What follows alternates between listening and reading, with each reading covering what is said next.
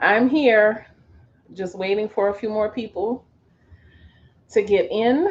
I have a intro video to present, and then I'll be online. So I'm on time.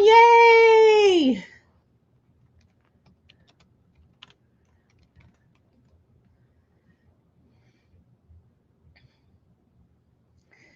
Hi, Dax, mommy. How are you?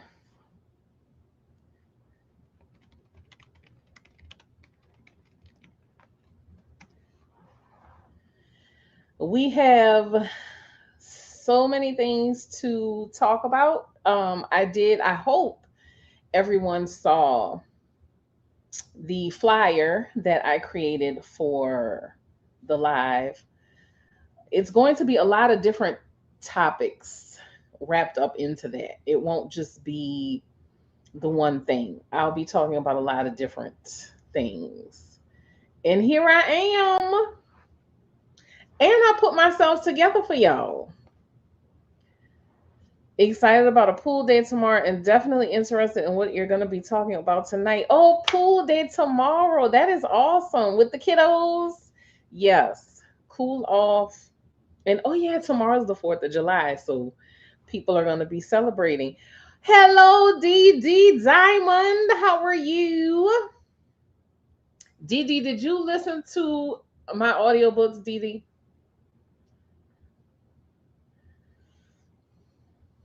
Dex, I hope you and the kiddos have a wonderful day. What's up, Pineapple? I hope you and the kiddos have a wonderful day tomorrow. Please be safe. Oh, quick PSA. Did y'all hear about? Okay, DD. Can you do me a favor, DD? And I will figure out a way to reward you for your time. Could you go under any one of my videos and just type up a little blurb to say you enjoyed it, what you liked about the books, etc.? I would really appreciate it. It would be incredibly helpful. So I can repost. I won't use your name or your screen name or anything. I just need the words because I want to I want to create a video. I'm not hearing. I know people are buying the audiobooks, but I'm not hearing it. I'm not getting any feedback from anybody. I'm not getting any feedback, so I would appreciate it. Thank you so much. And I will figure out some ways to reward you for your time, Dee Dee. I will. So um I put myself together today, y'all. I combed through my hair, put my flower in, made sure I had on jewelry because I want to be very intentional with today's video and the topic that we're going to be talking about. Well, you're very supportive of me, Dee Dee, and I appreciate everyone who supports me. I sincerely do.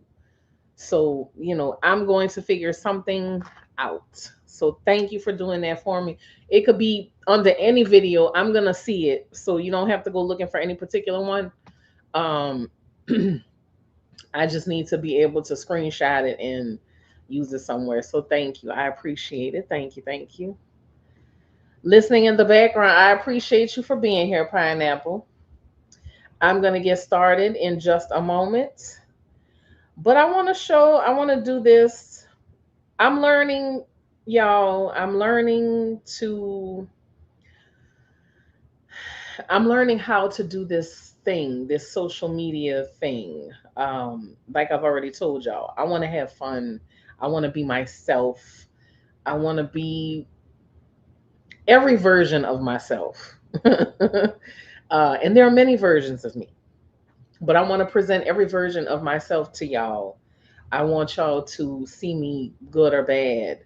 I want y'all to connect with me just like I want to connect with y'all. And we build a rapport, we build an understanding, we build a community, we share things, we talk, we have discussions, all of these wonderful things. Pepper the Void Kitty says, "Hello, Pepper the Void Kitty. Thank you for that. Hello. I appreciate it. Thank you very much." So, yeah, but I want to play something first. Oh, that's Jackie Jackie. That's Jackie Jackie. That's who that is. That's my girl Jackie.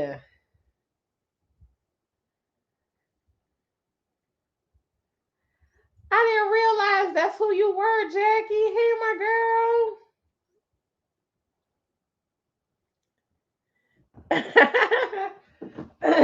I'm so used to the other name that yes, that Jackie, yes. Pineapple's texting me, telling me, and I'm like, oh, that Jackie. I'm so used to the other name, Jackie. Hey, KL, the one and the only. Yes, indeed. You look like you're feeling yourself. KL, it took me quite a few hours to pull myself together today, but thank you very much. I appreciate it. I will be making a video later discussing all of the details of this.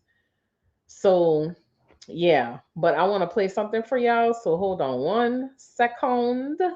This is going to be like my opening for tonight. Thank you. Thank you, Jackie. I appreciate it. I tried my best. I'm trying to be, intentional.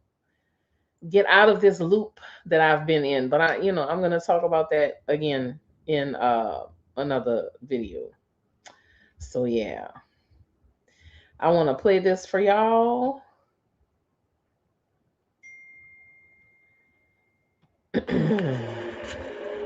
Small town, Louisiana. A mysterious Hold on. There we go. Telephone booth shows up. Hold on, I did that wrong. Out of nowhere. I told y'all I'm learning. Small town, Louisiana. A mysterious telephone booth shows up out of nowhere with no connection to the living world, but a direct line to the spiritual one. Come along on the journey of the telephone booth part 1 and the telephone booth part 2, where secrets that have been long hidden come to the light, or to the line, I should say.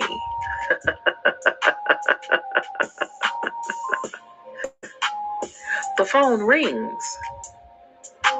Someone answers. And on the other end, well, you will just have to listen to find out. The telephone booth part 1 and part 2 are both available in ebook and audiobook form. But if you purchase the audiobook bundle, you also get the cocktail, a glass full of New Orleans spirits, another supernatural tale about a quaint little bar on a quiet corner near the French Quarter in New Orleans that calls to a woman in its own way. So please, go ahead and purchase and make your connection to the other side.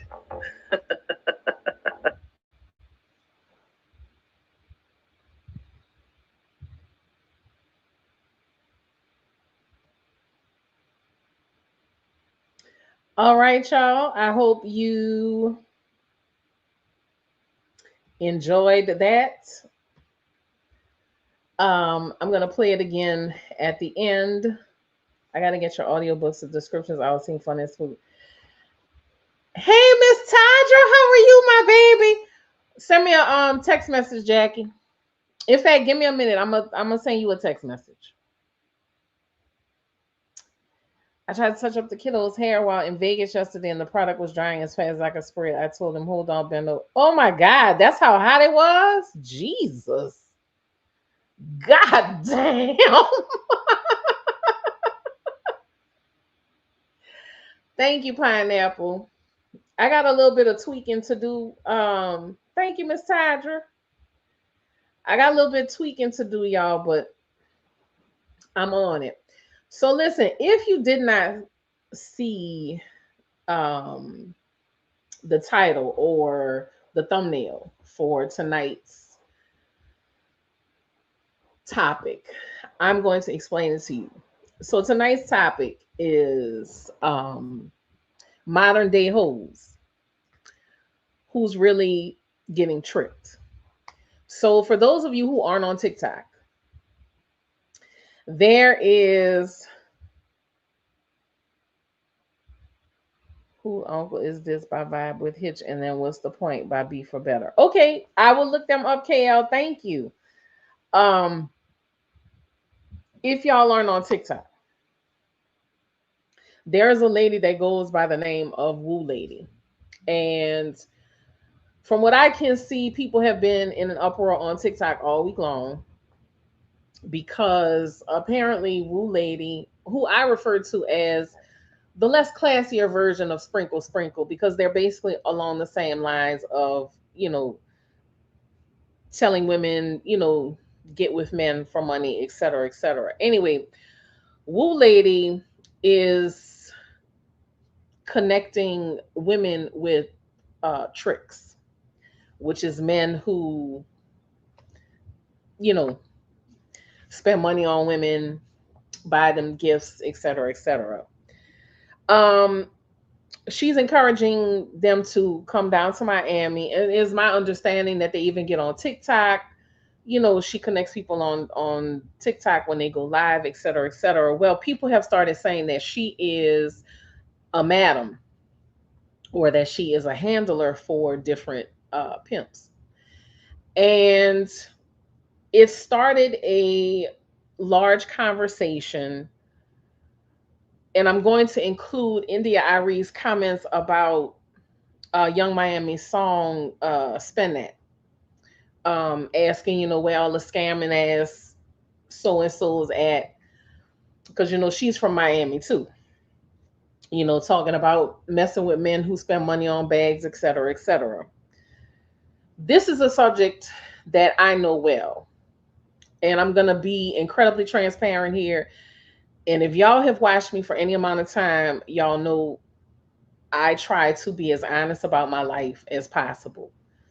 Um, but back in my younger days, this was a lifestyle that I led. Um, it was after Katrina.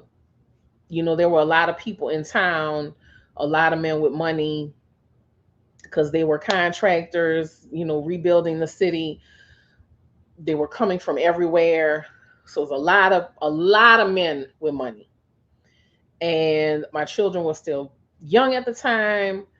And basically I was like, okay, this is something I can do. Now I need y'all to stay with me here.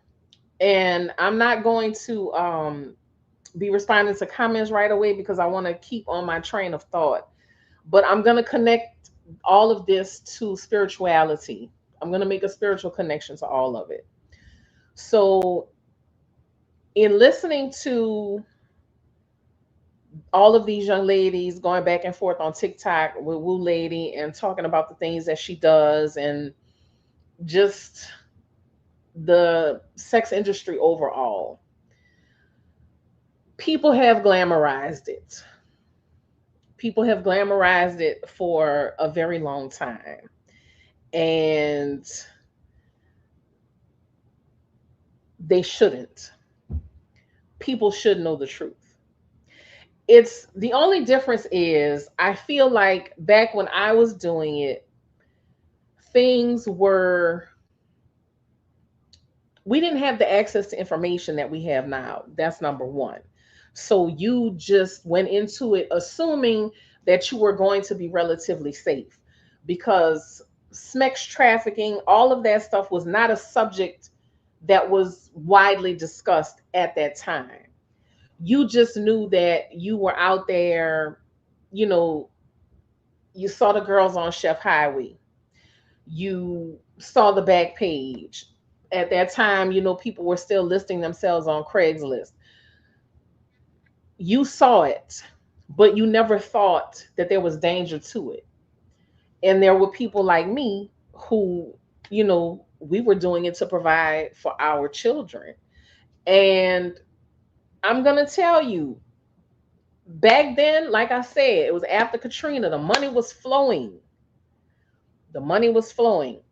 And I used to keep a can, a little Winnie the Pooh can on top of my refrigerator. That's where I would collect my money.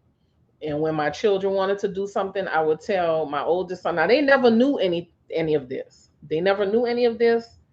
They never knew any of this. But I would say, go get my can. We're gonna get some money out. Let's go do something. You know, pay the bills, take them out to do fun stuff. That is basically survival.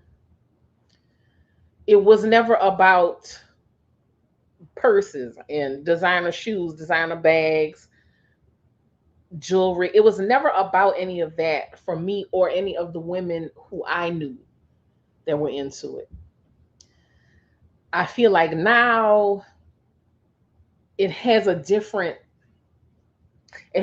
connotation, because you have Instagram now. You have Snapchat. You have all kinds of social media. And you know what these women on Instagram are doing. The trips to Dubai, the trips out of the country, the trips to all these different places. You know what these women are doing. And they're flaunting their wares all over the place in pictures and videos. You see them on yachts. And that's the glorifying part about it. So it's going to attract a lot of people. And I say people because men do it too. Young men do it too. It's not just women. And that's another part of it too. It's not just women. It goes across the board. So you're not, and that's another thing too. It's not discreet like it used to be. People get on social media, they get on here and they do all of this talking about all of these things. I watched a young lady, because like I said, I've been doing my research about this Woo Lady thing. I watched this young lady get on a live with Woo Lady and talk about, she has a benefactor. Of course, she's a sugar baby. I'll just say it like that. And she's saying all of the things that this person does for her. But she's like, I want more. I want this. I want that. And Woo Lady is like, well, get a pen and paper, and I need you to write down what I need you to do so you could get what you want. Hey there, how you doing? um, Write it down. I'm gonna tell you what to do. First mistake: you don't talk about this stuff. And I'm gonna get back to my main point, but I have to say this. This is for anybody that comes across this, anybody who's watching it now. If you are a sugar baby, or if you even have a man that's helping you with your bills, sliding you some money every once in a while, keep that shit to yourself. Keep it to yourself. And I'm going to tell you why. Because hoes out here will track him down and snatch him from you. That's another thing that disturbs me about all this. Y'all talk too fucking much. Y'all will talk a bird out they feathers. It's a good thing. What you say, Ken? Fight Club old. Let me stop looking at these comments, because y'all gonna be cutting up in a minute. But shut the fuck up. If you have a good thing going on, shut up. That's another thing. Back in my day, you did not talk about stuff like this. You made your money in the peace and quiet. Exactly, Jackie. Don't know what it means to mind your motherfucking business and shut the hell up and then get mad when things start happening. But y'all are putting all this shit out on the internet. What are you expecting? What you say, KL? See, I knew y'all was about to start. I knew y'all was about to start. But just be quiet. If you are in a good situation with somebody and they're helping you out and they're really taking care of you, don't even tell your best friend. Don't even tell your mama about it. Straight up. Don't even tell your mama about it. Keep it to yourself. You hoes want to be in this lifestyle, but y'all talk too fucking much. Y'all want to brag. Y'all want to show this off. Y'all want to show that off. No. That's why it's bad for side bitches right now. Because y'all talk too goddamn much. Hey, pretty natural. Can dress you up, but can't take you nowhere. And that's my bit of advice for that. That's my bit of advice for that. Don't say anything. Please keep it to yourself. Because the energy you are going to attract is going to ruin your situation. And that's the first thing Woo Lady and Sprinkle Sprinkle need to be telling you, which I think Sprinkle Sprinkle tells them to keep it to themselves. But Woo Lady, she get up there and talk too much her goddamn self. But shut the fuck up about it.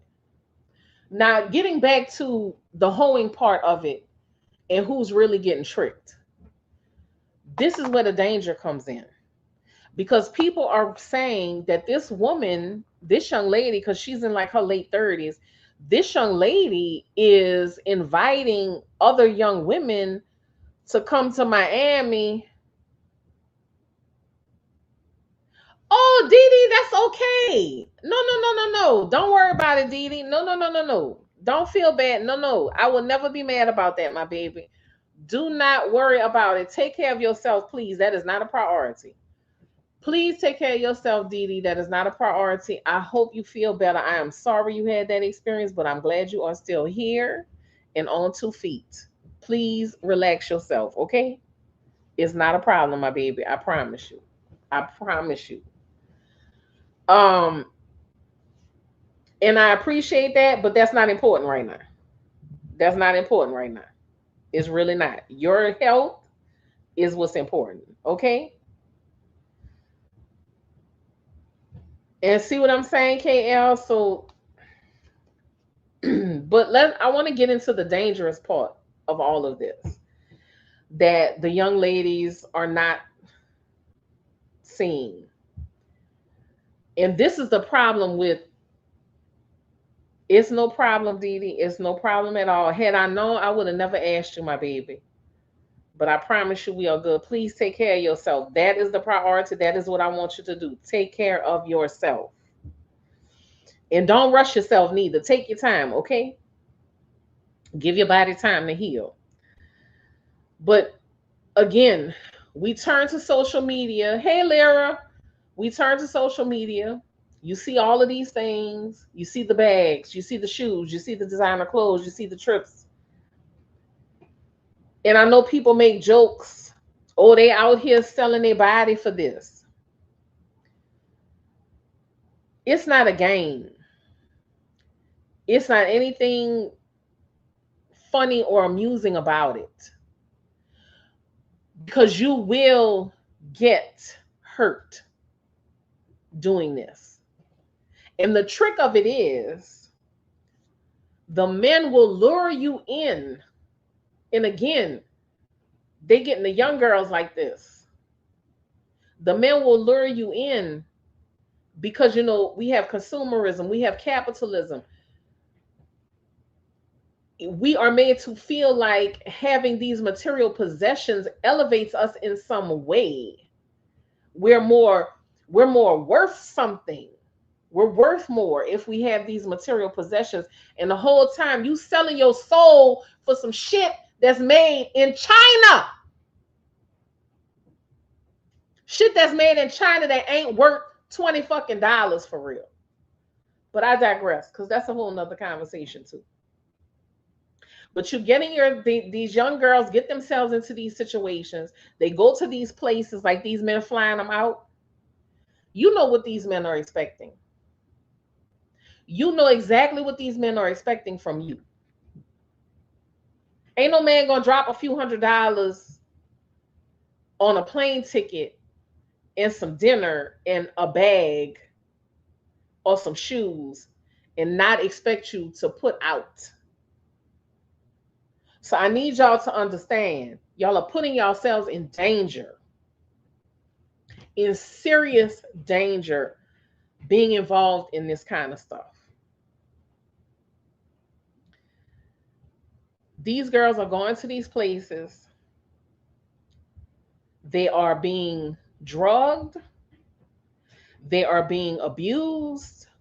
They are being used, mistreated. They are being, some of them, taken completely out. Some of them disappeared, bodies never found.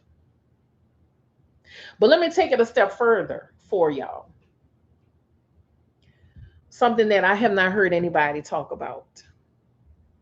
Serial killers and the dark web. These people are also running in these circles. I don't know how deep of a dive y'all have ever taken on the dark web, but there are places that auction humans off to be tortured so that people can watch. A lot of these girls are being put in those spots as well. Once they have been used up by one group, they are sent to this other group to be tortured for people's enjoyment. People place bids, they can make requests. So all of this is tied in to this. So the bags and the money that they're flashing, that they're showing you, is just on the surface, like an iceberg, right? You see the top of the iceberg, but underneath the water is something much, much bigger, something much darker, something much heavier. A lot of people also don't understand, and this is the spiritual aspect of it. Your soul, your energy is being harvested. A lot of these people do these things just for the purpose to gather soul energy. Young, beautiful women, young, beautiful men, they harvest that energy from you. And that's why the people who do get out of it, or the people who you see who end up working the streets, that's why they look a certain way, because their energy has been taken from them. Pieces of their soul has been taken from them. And I don't feel as though that part is being stressed enough. And when people talk about there's a price to pay, yes, I remember the Craigslist killer pineapple. I remember that very well.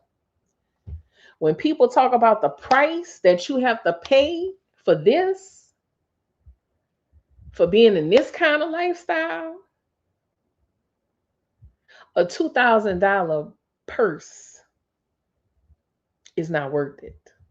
A $15,000, $20,000 bag is not worth it. Because at the end of it all, you have lost your soul. You have lost your youthful energy. And a lot of times you have lost your fucking mind. And that's just Auntie being real with y'all. I'm not saying that you can't have a friend or two that helps you out. That's a completely different situation. But even that too can turn ugly. So you got to be very careful. It's always best just to make your own money and do your own thing. Get a job, get educated, start a business.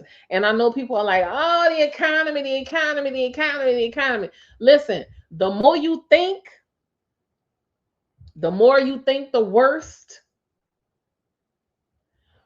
the more the worst is going to happen. So we have to get ourselves out of this thinking that tricking is a good thing, because it's really not.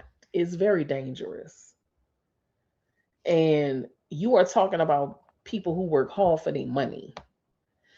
And a lot of people, like Big Worm say, you play with my money, it's like playing with my emotions. And that's how a lot of people end up hurt. And again, I wanted to discuss this because this is something that is close to my life experience. Because, like I said, I did it myself. And I was completely independent, of course. Um, but I've been in situations, I've been in bad situations, situations where I could have lost my life. I did meet a lot of interesting people.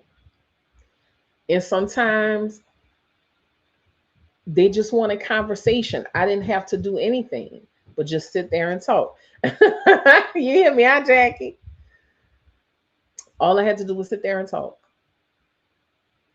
But if I had to do it again, that would not be my choice. It truly wouldn't, because it can be incredibly humiliating. Incredibly humiliating. And we don't talk about dignity.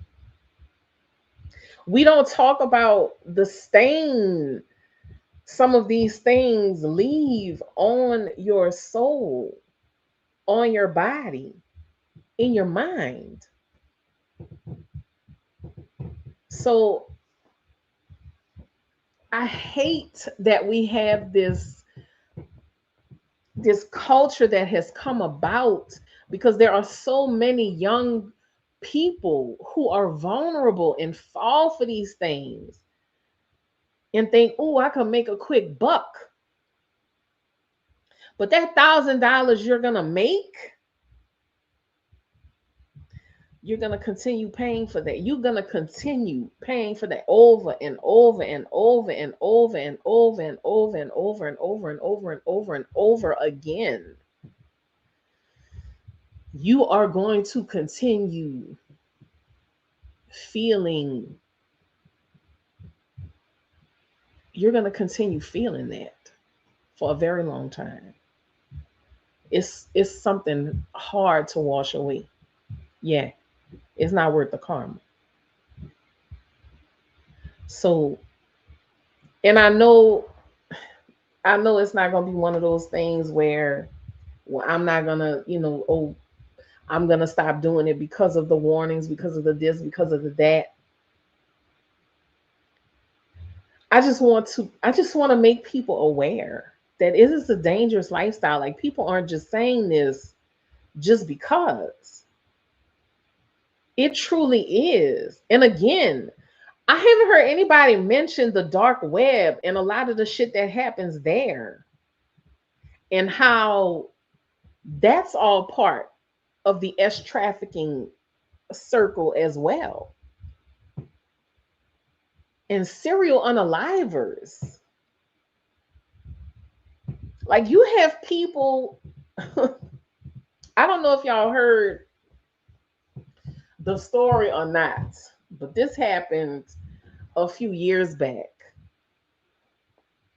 There was a young It was a young man who he was working as an escort, and he got taken to this property. He said it was a big, beautiful home. You know, he worked through an agency. So it was a big, beautiful home. It was two guys I think he had gone there to see. Um, he said they seemed nice enough. They sat down, they ate, they talked, and he said progressive as things progressed, things got very weird throughout the night. And it's almost like they started playing hide and go seek with him throughout the house. He had a hard time like getting out the front door. The front door was locked. I think the back door was locked, he said. He ended up having to go out of a window on, I don't know, it was like high up, like third floor or some shit. And he ended up having to go out of the window, and he injured himself, of course, when he dropped. And he said basically, because he was in an unfamiliar area, it was kind of isolated. Of course, he had to go through some woods. He had to go through, all of this different difficult terrain, being injured. He could hear them following him, taunting him, playing a game with him. And he's like, I'm really going to lose my life if I don't get out of here. He ended up stumbling across a road or something. And I think a truck driver ended up picking him up and taking him to safety. And when he made his report, he said the police did nothing. And a few weeks later, he saw one of the two men in the newspaper or on some news report or something. The guy was well connected politically. He had some kind of position in the city that they lived in, but he was well connected politically. And that's when he realized, yes, they were hunting him. That's when he realized, oh my God, this is why nothing was ever done. This is why I wasn't taken seriously, because this man has a position. Now, just imagine, he escaped. He got away. How many others didn't? And then it's never going to be investigated because these people have connections, just like all these billionaires. All these billionaires, do you honestly think that they are amused by money? No. They're not amused by money. They're amused by being able to control people. And a lot of them have some very strange proclivities for some very weird shit.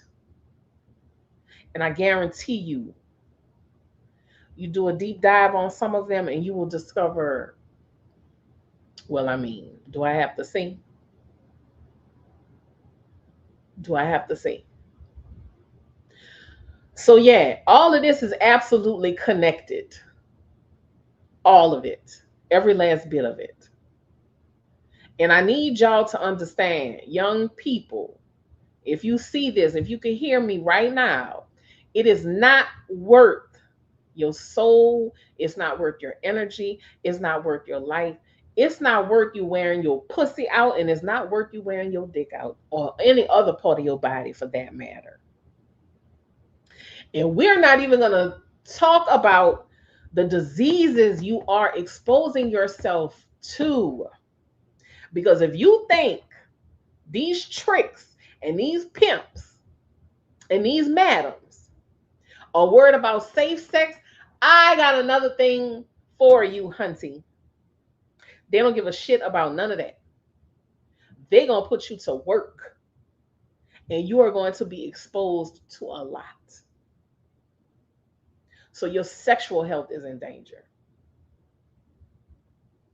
Your physical, your mental, your emotional, your spiritual, all of that is in danger when you are making a choice to do this type of stuff. And a Gucci bag ain't worth it.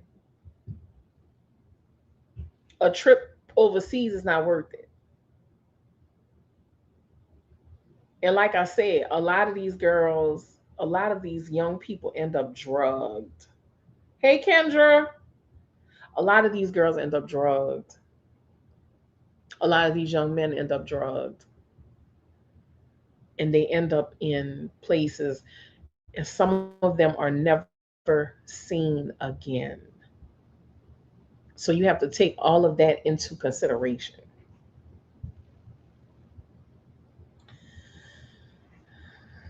And Heidi Fleiss, yeah, people forget about Heidi Fleiss. People don't want to talk about Heidi Fleiss. People forget about her. But yeah, so I need y'all to understand. I know a lot of us here tonight, a lot of you on the live with me tonight are, older folks, more experienced folks, more mature. But please talk about these things. Talk about it with your daughters. Talk about it with your sons, your nephews, your nieces, your friends. People need to discuss these things. And we're in such a time where everything is so transactional. You can't even go on a date. You can't even go on a date without it being some type of transactional thing going. Like, man, just date. You pay for what you order, let him pay for what he orders, and let it be that. Plain and simple. Y'all are complicating dating, and that shouldn't be. You're just going out to get to know somebody. That's it. That's all. Keep it simple. But again, that's a whole nother conversation. But because people are so infatuated with wealth, with material possessions, they are willing to give up their most precious things, their most precious things for this temporary shit. And like I say, it leaves a stain on your soul. It truly does. Because it took me a very long time to wash that off of me. And like I said, I was independent. I did my own thing. I didn't have nobody over me. I didn't have to share my money with nobody. Did it all for myself, but it's the things I had to do. It's the person I had to become for these few dollars that eventually I was like, nah, I'm good. Even when I was doing Miss Kimmykins, I had to stop doing Miss Kimmykins for that very same reason. Even though it was just online content, you have to consider the twisted minds of the people who are requesting certain things from you. It's crazy. Crazy. And again, I know y'all, oh, it's easy money. You don't have to do much of anything. It's easy money. It's simple as this, is that. It's not. I promise you it's not.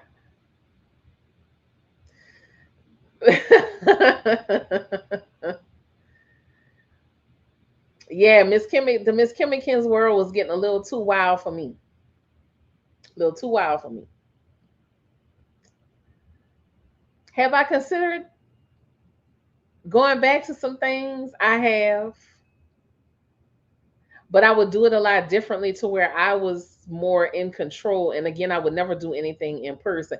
I had a request. Somebody wanted me to visit in person, and the money was good, y'all. I'm not gonna. I mean, we talking thousands that they were talking. But of course, this is just conversation. You don't know what a person really can afford to do. You don't know what they're actually going to be able to do. They just a lot of times just talking shit. So you don't really trust it, but it's like, ooh. And that's what I'm saying. When you initially have these conversations with people and they talking money, money, yeah, it does pique your interest. And you will say, well, I'm just going to put my hair behind my ear and I'm just going to give it a little listen. Can your security team come? But the more he talked, the weirder it got. And I started getting that feeling, y'all. I started getting that feeling. I was like, something ain't right. Something is not right about this.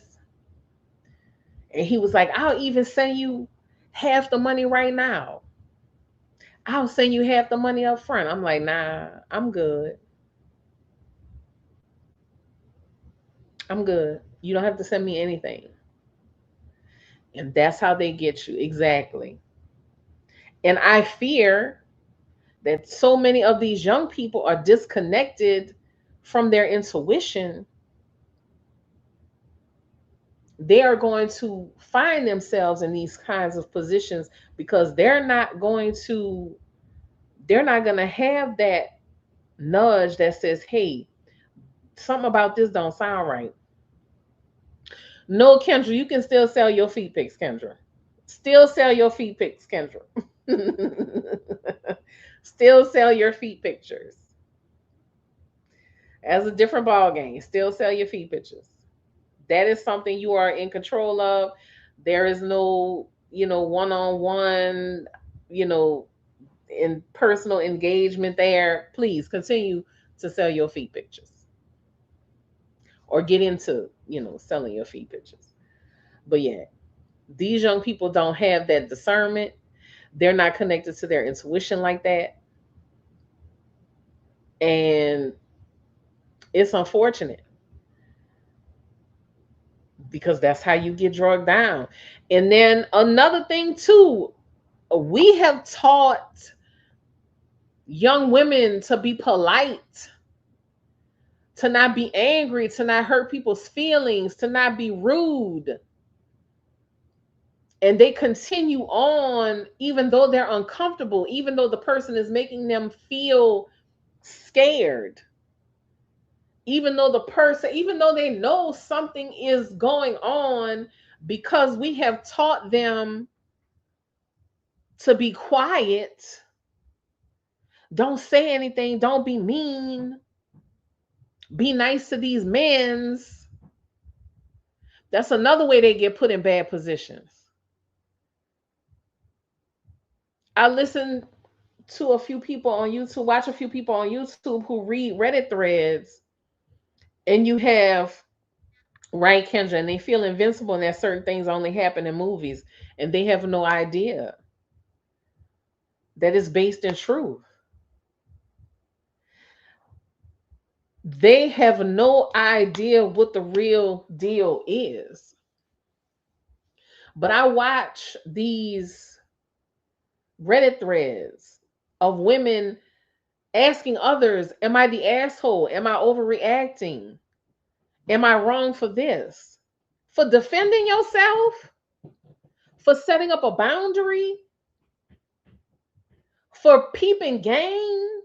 For seeing when somebody trying to play you? No, no, you are not wrong. I was on threads the other day, and some of y'all, I'm gonna say this. Some of you hoes are too fucking nice to strangers. Why the fuck are you explaining yourself to a stranger? This lady was talking about some prescription eye drops she was putting in her eyes in the airport. And some little kid runs up to her talking about, oh, I want some, I want some, I want some. And she's like, no, this is for adults. You can't have any of this. And his mother starts telling her, well, give it to him. Give it to him. It's fine. It's fine. And she's like, no, I'm not going to give this to him. This is a prescription. First of all, bitch, you're talking too goddamn much. Because when the kid ran up to you talking about, I want some, I want, you should have told him, fuck off. And when his mom started talking, you should have told that bitch, fuck off too. Y'all are too afraid to be rude to people, and that bothers me. It bothers the hell out of me. It truly does. Because people take advantage of your kindness. They see it as a weak moment to come in and do something to you. Stop being so fucking nice. Y'all have to start learning how to tell people, leave me the fuck alone, and mean it. Put some energy behind it. Please.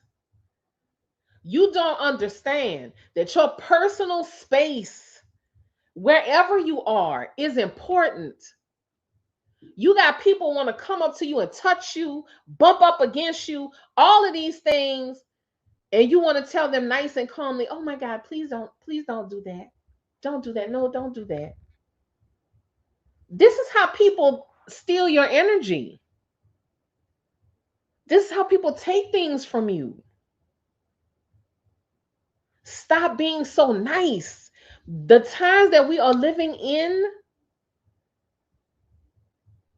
there are strange things, very strange things afoot. And those who survive off of energy, those who need that chaotic energy, they're going to do whatever they can to get it. You have to learn how to speak up. There was another lady who was talking about her daughter was having a situation at school where this kid kept bullying her, like taking her lunch and, just pushing her, doing all kinds of things. There was like 3 separate incidents that had happened. And she's explaining it so calmly. And I'm like, ma'am, you need to tell your daughter. She's like, I just want my child to be kind. Yeah, you can teach her to be kind, but also teach her to take no shit. Fuck that kid. And she wants to say, well, he's being raised by a single dad. Okay, fuck his daddy too. Because there is no excuse for that kind of behavior. I need y'all to be more aggressive. Stop being so fucking quiet and stop letting people run over y'all. Stop letting people put y'all in situations and positions where they can take advantage of you and take your life. Take your soul, take your energy, take your essence, and leave you wandering out here just an empty vessel, wandering through life with nothing, no direction, nothing. Yes, it's that serious. This goes for men and for women. This is not in everywhere, in everybody in between. This goes for everyone. The way y'all blindly follow these fucking celebrities and these social media personalities, and y'all just blindly following these people, and something is truly wrong with a lot of these folks. And y'all are missing the signs. That's why we have so many people who are under this fucking psychosis with the POTUS. That right there. I want y'all to be safe. I want y'all to be aware. It breaks my heart every time I see a young person who has gotten caught up in some bullshit. I know so many young ladies who have lost their lives chasing behind some money, wanting a drug dealer boyfriend. These are the things that we have glorified for so many years, but nobody talks about the destruction that comes with it.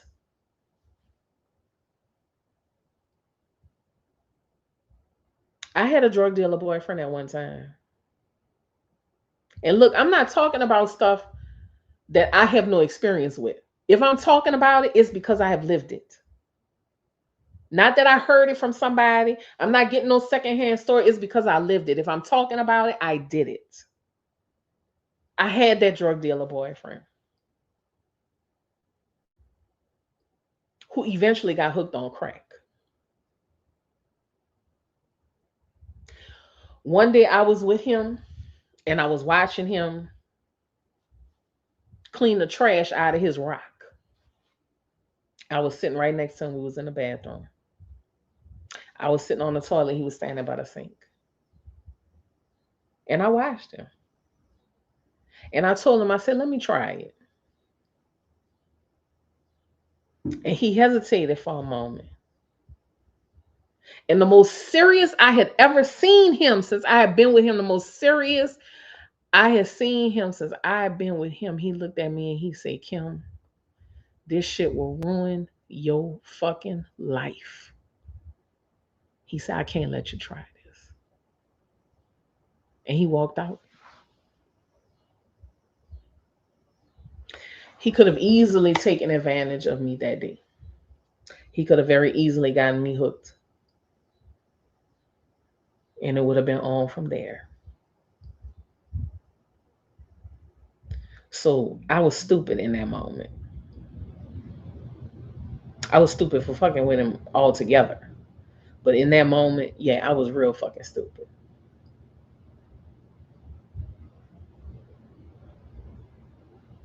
I've almost been drugged by a guy who I had seen several times. Never had any, it always came with his money in his hand, paying me first. He almost drugged me one time. With what I don't fucking know. But it scared me. So it is not the glamorous, money filled life that people think it is. Because a lot of times you are humiliating yourself for a few fucking dollars.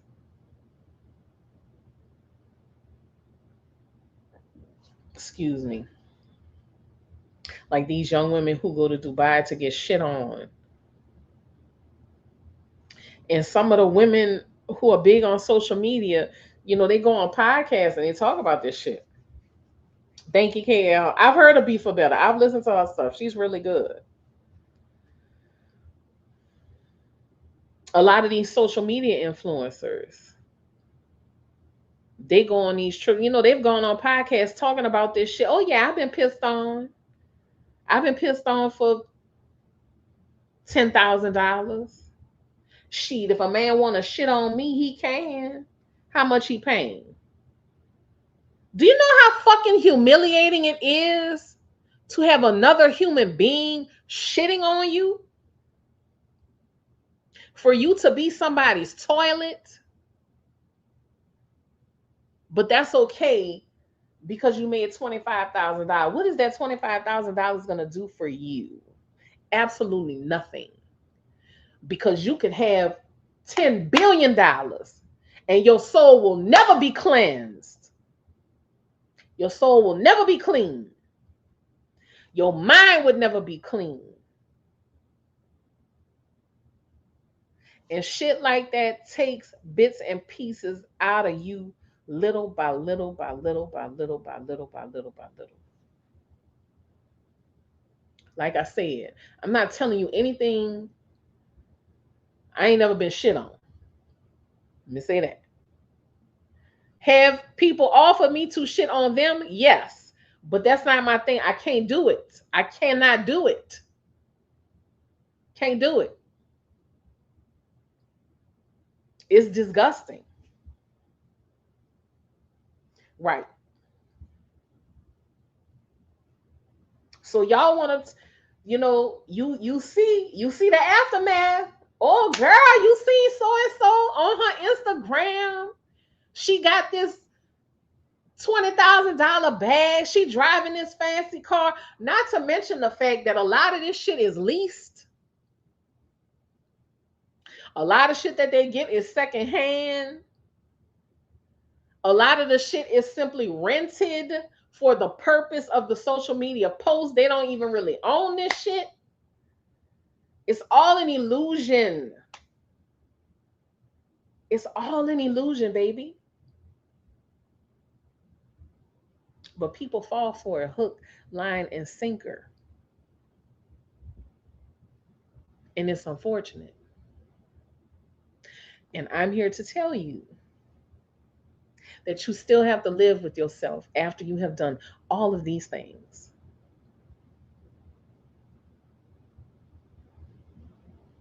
Yeah, still got to live with yourself. And I'm talking about the shit is humiliating. I've had requests because, again, certain things I did not do. I don't care how much money they was offering. Certain things I just did not do because I knew how it would feel. But I've had requests to be tied up, to have a collar around my neck, to be spit on. It gets deep. People are sick.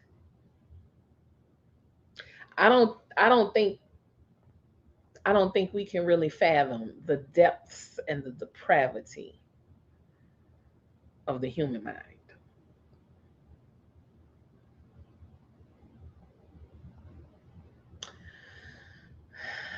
But I digress. Short story long, you want to find you a trick, but you need to consider who's doing the tricking.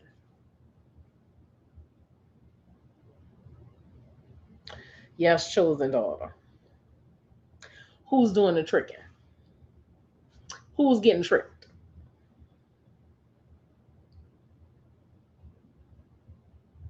It's not the person getting their needs fulfilled. I can tell you that. It's going to be you every time. Now, again, you want to find you somebody that's willing to do normal, regular things and help you pay your bills, give you, slide you a few bucks every now and again, every week, however it goes. That's fine.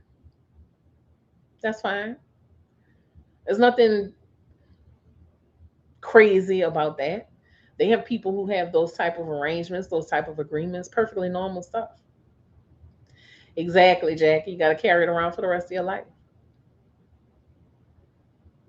But if you are going to be in that kind of situation, you have to be quiet about it. In my younger years, had a man asked me to participate in a threesome. I looked at him like, "That's how you see me, as a plaything." Exactly, chosen. A lot of people. That's how a lot of people see things, because sex for them is not. Sex for them is just. It's a feeling. It's an act, just like eating food. It doesn't have any serious consideration for them. And again, I'm talking on shit that I know because I have experienced it. I'm not, I don't speak on things that I don't know personally. And I have been there and done that and everywhere in between. I've already shared some of my personal experiences. I've done a lot of things in my life. A lot. I've had a lot of sexual experiences because I wanted to, because there were things I wanted to explore. And that's another thing I need, and I'm speaking specifically to women here. That's another thing I need y'all to do, women. Be more in control of what you want to experience sexually. Don't just let your partner run the show. I hear too many women talk about, well, I did it, but I didn't really enjoy it. I was uncomfortable, but I wanted to make my partner happy. No, no, no, that's not okay. Because again, you have to live with that. You have to live with that feeling. You have to live with that memory. You need to be very clear and see, okay, Dee Dee, take care of yourself, my baby. Do I have your email address, Dee Dee? Just in case, send me an email at fatgirlfreestyle@gmail.com. I think I have it, but I don't remember. But send me an email at fatgirlfreestyle@gmail.com so I can check on you throughout the week and over the weekend. But have a good night. Take care of yourself. Y'all pray for Dee Dee. She had an accident. Y'all send her good vibes, good energy, and pray that she feels better. And take your time, Dee Dee. Don't rush. Do not rush your healing, my baby.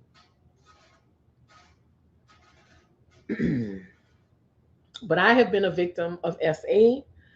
That's abuse and assault. You're welcome. Hello, Mirror. How are you? I'm just gonna call you Axe. How are you, my love?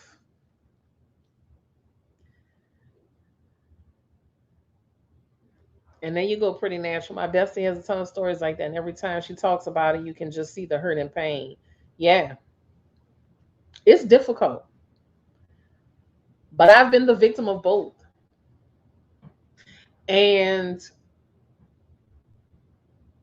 it took me a very long time. Thank you. It took me a very long time to get to a point of being able to release that from myself, from my being. A very long time. Because again, I was one of those who didn't speak up, who stayed quiet because I wanted to be liked, because I didn't want to make people angry, because I didn't want to be rude. I miss so much because my grandbaby came, so I've been listening to her stories. Oh, Miss Tadra. Yes, I thank you for joining us. But I didn't want to be rude. I didn't want to hurt people's feelings. I wanted to be liked. I didn't want to cause any problems. So I found myself in a lot of situations as a young woman. And if I could, I can't tell y'all here, maybe one day I'll write it. I'll write it up as like a memoir, a journal or something and share my experiences with people so y'all could truly know. There is a there is a very thin line between sexual freedom and the choices that you have made when you have been abused and assaulted. Right. I dirty cops everywhere. But I don't know, maybe one day I will share more of my experiences with y'all. But this is why I encourage people to speak up about being violated. I stayed quiet about the things that happened to me and the people who did it. I stayed quiet. I held on to that because I did not want to disrupt people's lives because I knew there would be many people who would be hurt.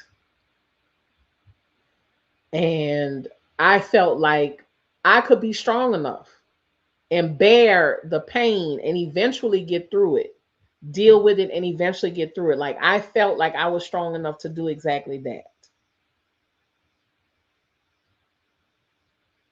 In hindsight, I would have stood on the mountaintop and told of my experiences and not given a flying fuck about who was hurt and who didn't believe me. But there were so many terrible things said about me when I was younger that, by people who were supposed to love me, that I froze. I was just like, and trauma never goes away. You learn to deal with it, but that feeling never leaves you. Yeah, Jackie. So I understand. I know what it feels like to swallow that and force it down and hold it. I get it.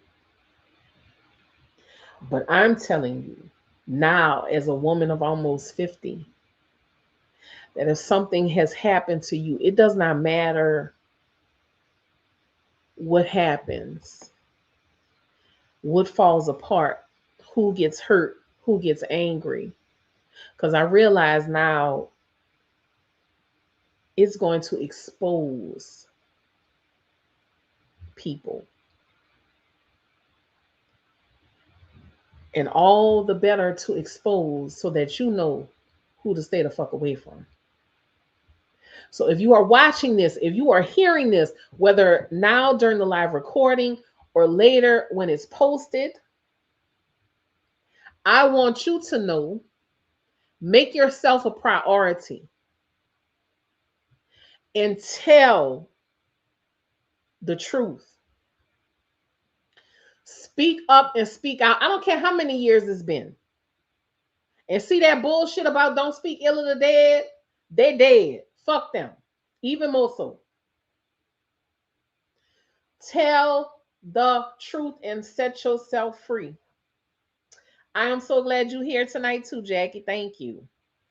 We actually are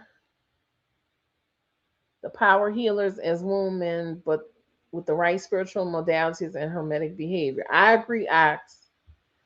I want to tell my great story. I was 7 years old, but I'm scared a little bit, but it cost me half my life staying silent. I suffered PTSD as a child.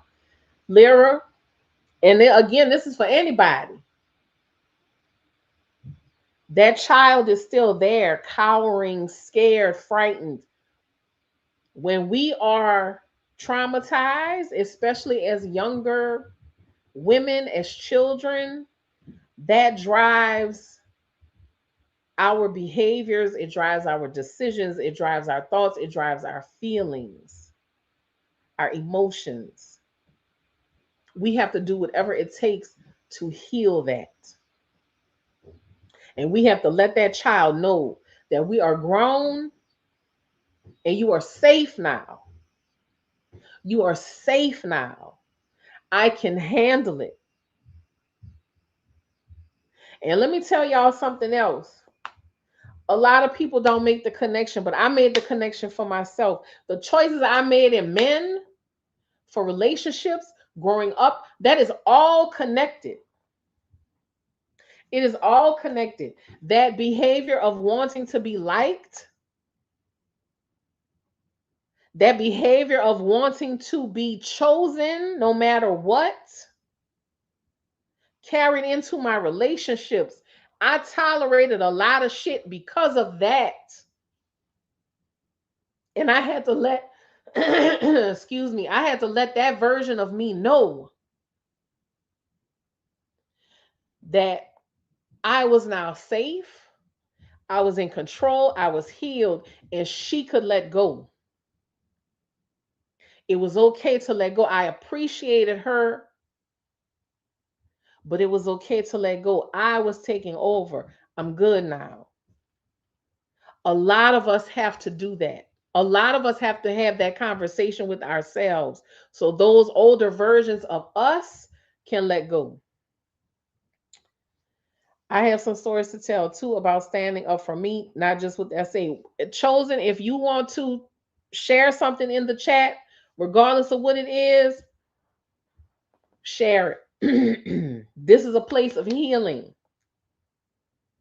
This is a place where you can lay your burden because other people are going to understand. And you need to know that you are not by yourself. I dealt with that for a long time too. It's hard to let that feeling go. It's hard, Dax, Lyra. Listen, let me tell y'all something. You are safe. Trust yourself to keep yourself safe. Trust yourself. You have to examine that, pretty natural. You got to examine that, my baby. You have to go back to those younger versions of yourself and think about those behaviors. I'm a write a journal for y'all, and I'm gonna share it with y'all. I'm gonna share it so that y'all will know more about me at the depths of who I am and my experiences in life. The abuse started with my real mom, and she never admitted she abused me.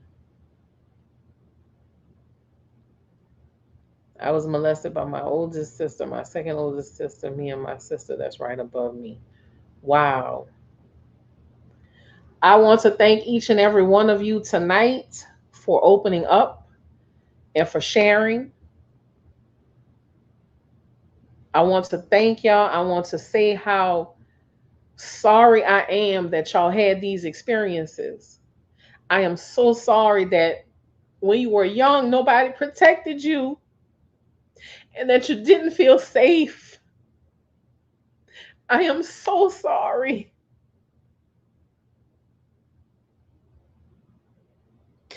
But I hope that you know and feel that you are loved and you are safe now with yourself. You can trust yourself. You are safe with yourself now. You are going to be okay. And while the world can be a scary place, even as an adult, it can also be a very beautiful place. You have to make it so. But you are not your choices, you are not your decisions, you are not your experiences in life. And I want you to set yourself free. I want you to make a decision right now that you are going to set yourself free. Whether that is from whether that is for you speaking up about something,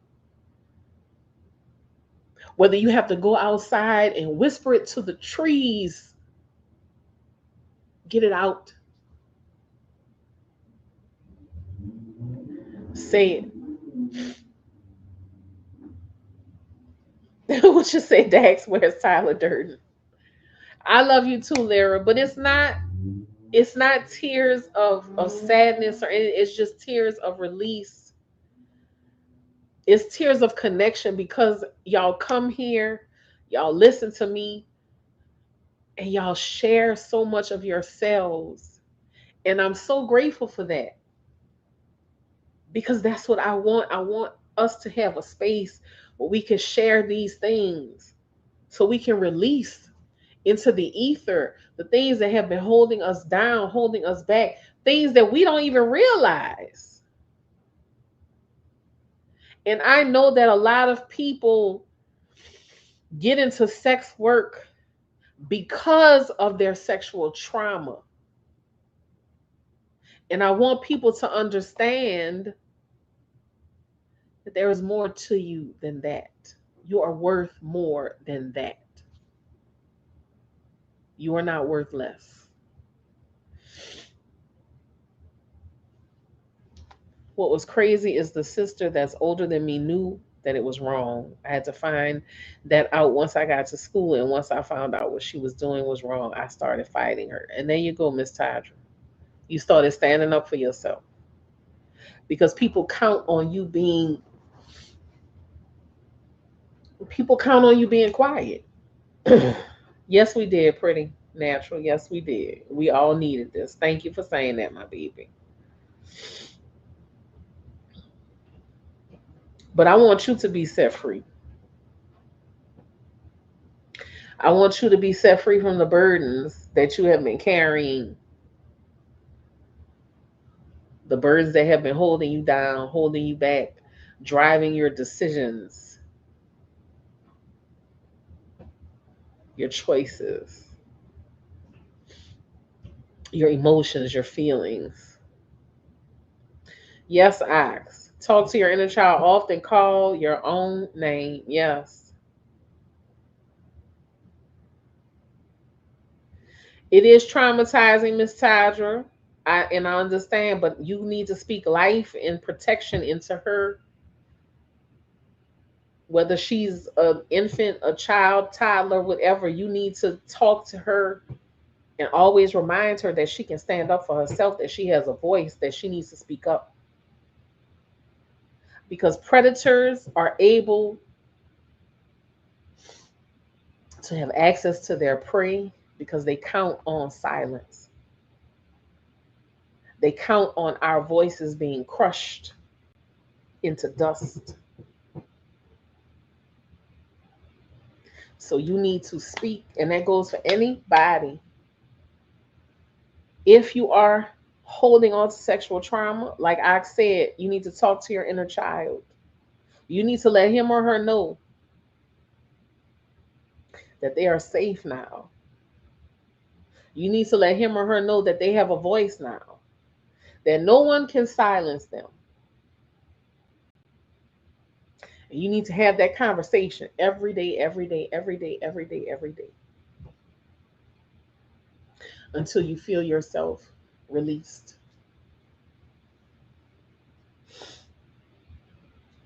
But this is why it's so important to talk and delve deep into these things.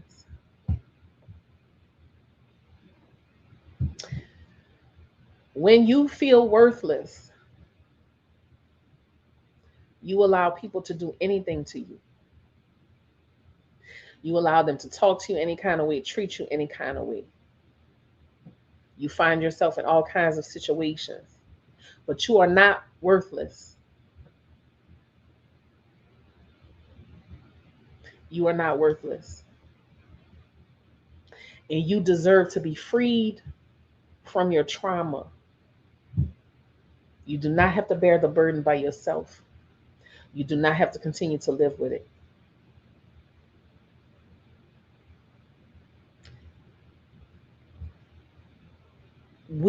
And again, I'm going to talk to women specifically here because I'm a woman and this has been my experience. We have been taught, what are people going to think of us if we say certain things? What are people going to think of you? How are people going to look at you? What are people going to say about you? If none of that matters, you shouldn't care what people think, say, or feel about you,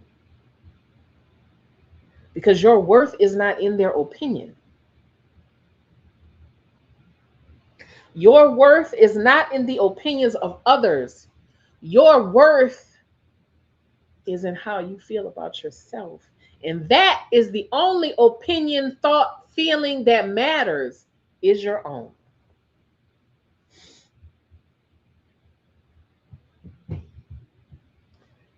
So again, I'm telling you, I'm urging you, speak to yourself and reassure yourself that you are in good hands. You're in control. You got it. And once you start seeing the result of that, once you start reassuring yourself, once you start proving to yourself that you are safe, watch how much changes. Watch how the people change in your life. You're going to start disconnecting. Hey, Mo, my baby, how you doing? How you doing? How you doing, Cuzzo? It's good to see you. I'm good. I hope you and your lady are feeling the same. I hope the family is good. But watch the people that start to drop away from you. Watch the people that start to fall off. Watch how things shift in your life.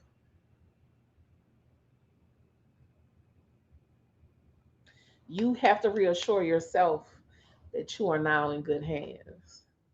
You don't have to trust your mother or your father or anybody else to care for you, because you can care for yourself. And I want all of y'all to do that. And I just want to say again, Thank y'all so much for coming here into this space, into our space, and sharing. Because, well, hello, bearded gent. How are you? I don't think I've ever seen your name in my live before, but I'm glad you're here. Thank you. And I see the 985, so I'm guessing you're in Louisiana. We're doing well, thank you, and I'm glad you're great. I'm good, Moo. Thank you, my baby. And I'm happy to hear everyone is doing well. Thank God for that.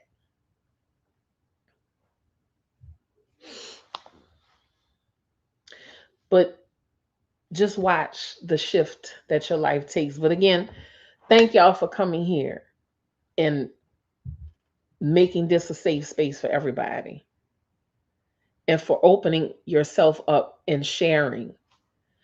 Because what this does, it sets other people free. It sets you free. It sets you free, but it sets other people free too. I'm so glad you're here, Jackie. Thank you for joining. I really appreciate you. It was truly amazing. Thank you. Thank you. Thank you. Thank you. And thank you for sharing. Miss Tydra, Pretty Natural, Lyra, all y'all. Thank y'all for sharing because I know that's no easy feat. I know that's not easy to share something that you have kept hidden in darkness and you've been working around it your entire life. But you don't have to be ashamed of it. It doesn't have to be in the darkness. It doesn't have to be hidden anymore. Speak it and speak it loudly and set yourself free. Too many people have ended their lives because they have held on to these burdens because they didn't want to break up families or because they didn't want to hurt people's feelings. They didn't want to make other people uncomfortable. I wish I could have spoken out. And I feel guilty sometimes because I think about how many other people have experienced what I experienced. But I have to remind myself that I'm not responsible for that. It's the perpetrator who is responsible for that. It is the perpetrator that burden is with him or her. That burden is on them. They shouldn't be a predator, but they are. And that I had enough with me just trying to survive, trying to make it, keep myself alive. So I'm saying that to anybody else who may feel guilty about not speaking up, about feeling bad because other people experience things or other people may have experienced things. Do not feel bad. Do not feel bad. Do not feel guilty because you had enough with just trying to keep yourself safe. It's okay. Release that guilt. Release it. You shouldn't feel bad because you had just enough energy to keep it together for yourself. I'm glowing tonight. I appreciate that, Mo. And I guarantee you it's because I took a good bath and moisturized myself. But I was very intentional with how I wanted to show up for y'all tonight. I didn't want to just show up here looking any kind of way because the subject matter is very serious. Good, Miss Tydra. And may you speak your truth for the remainder of your days. All of you, may y'all speak y'all truth for the remainder of your days. Loud and proud. And speak it. And again, set yourself free. But I wanted to be intentional because this is such a sensitive subject matter. because this whole conversation about Woo Lady and the tricks in Miami and convincing these young ladies, and I know a lot of these young people have their own sexual trauma that they're dealing with. This is a place that they're operating from. They're of the mindset, well, if it's going to happen anyway, I might as well get something for it. Excuse me. Yes. Scream that shit from the rooftops. Exactly. So it's not just an exchange of money, your body, and money and your personal, material possessions. I'm sorry, not personal, material possessions. And that whole, well, they just sending me money. I don't have to do nothing for it. Baby, they just biding their time, baiting you in. Nothing in this world is free. Nothing. Everything has a price.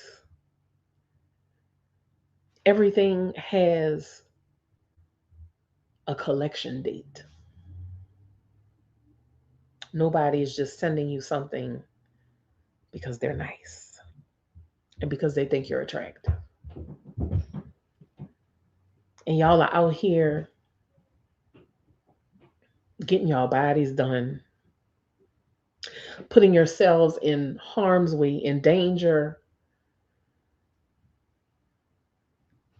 And it disturbs me on so many levels. It disturbs me because people are trading their flesh.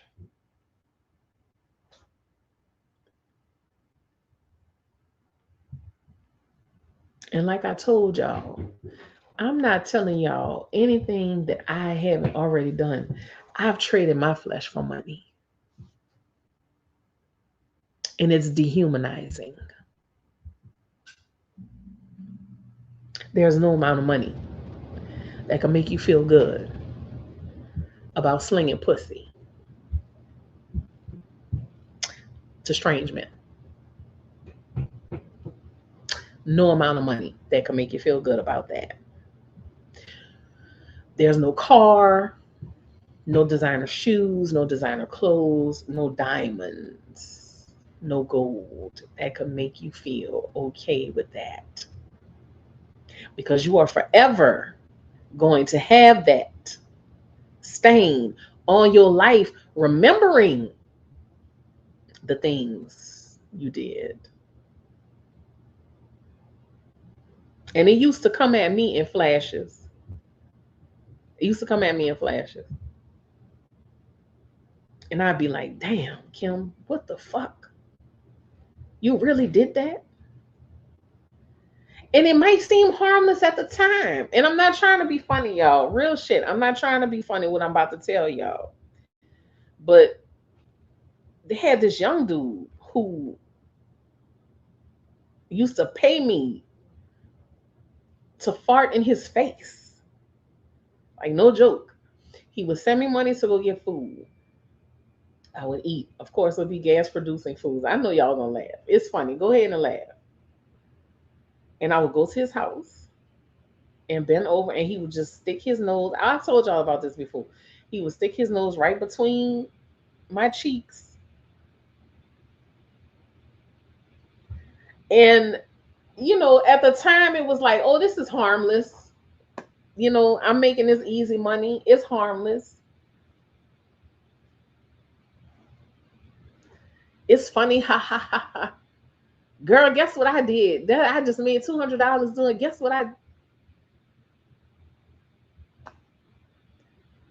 But then you think, oh my God, you things change and you start looking back on your life. You like, oh my God, I can't believe I did that. Like, oh my God, that is disgusting. And I'm not kink shaming anybody. People like what they like, and that's okay. But you have to live with these things, is what I'm saying. You have to live with these things. These are memories that are going to come to you at the oddest times. So when you're doing this stuff, you have to ask yourself, can I live with this? Because that's exactly what you have to do. You have to live with it for the rest of your life. Because I still think about that. I still think about it. I still think about the time this dude bit me up so bad on my shoulders. I had, I mean, like the bruises were down into my fucking muscle. I was bruised for an entire month before them shits went away. He bit me up so bad on both sides.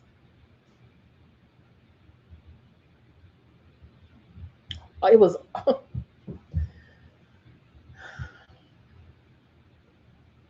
I've had to talk my way up out of situations that were potentially dangerous.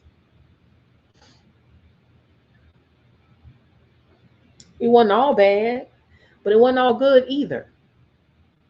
And that's what I need y'all to understand. Y'all are getting the glorified side of this.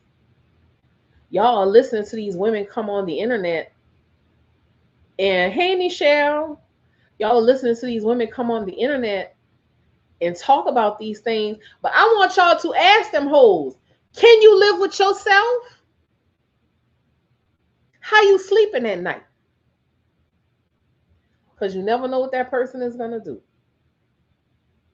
Ask those girls, ask those young women, can you live with yourself? Can you look at yourself in the mirror? Because that's another thing too. I could not look myself in the mirror for a long fucking time. Couldn't even watch myself brush my teeth in the mirror for a long fucking time. Some of the shit that I've done.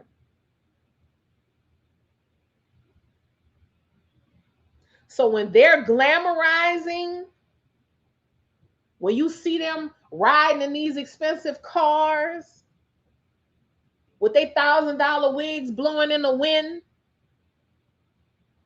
ask them, how you living with yourself?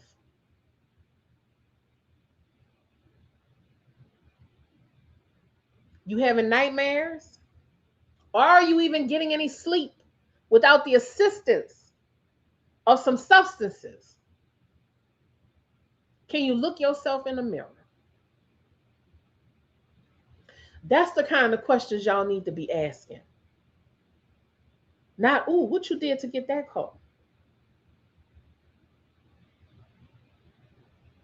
Shit that puts a stain on your fucking soul. That's what they doing. And I'm not shaming anybody. Hi, Terry. Thank you, my love. Thank you, thank you, thank you. I appreciate that. Thank you so much. I appreciate you. But that's the kind of questions y'all need to be asking when they putting y'all up to this stuff, when they glamorizing this stuff for y'all. And I'm gonna take it a step further too, back onto the spiritual end of it. Guaranteed, woo lady is doing some woo woo, some hoodoo, some doo doo. You get what I'm saying?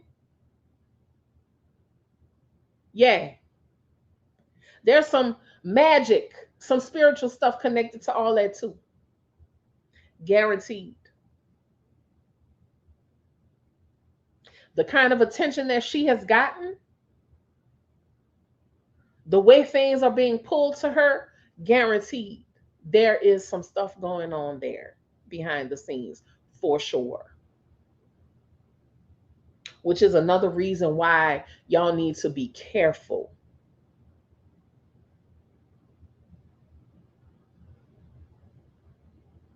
I keep telling y'all, there is more unknown in this world than there is known. Yes, Jackie, woo, WOO lady, woo lady. And it's going to pull up a whole bunch of stuff.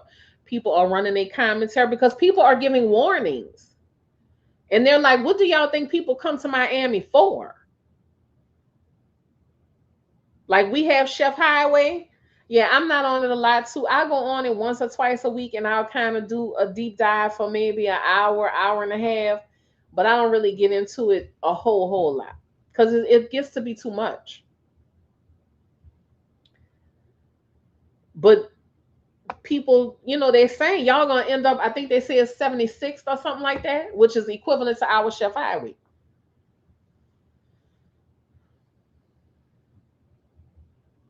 On the stroll. You start up here. You start up here, but you end up down here. Because once they finish using you up, they're tossing you away. And that's why I say that's where the dark web comes in at. Because all that's tied in together. All of that is tied in together. It is a very dark world. The world of sex is a very dark world.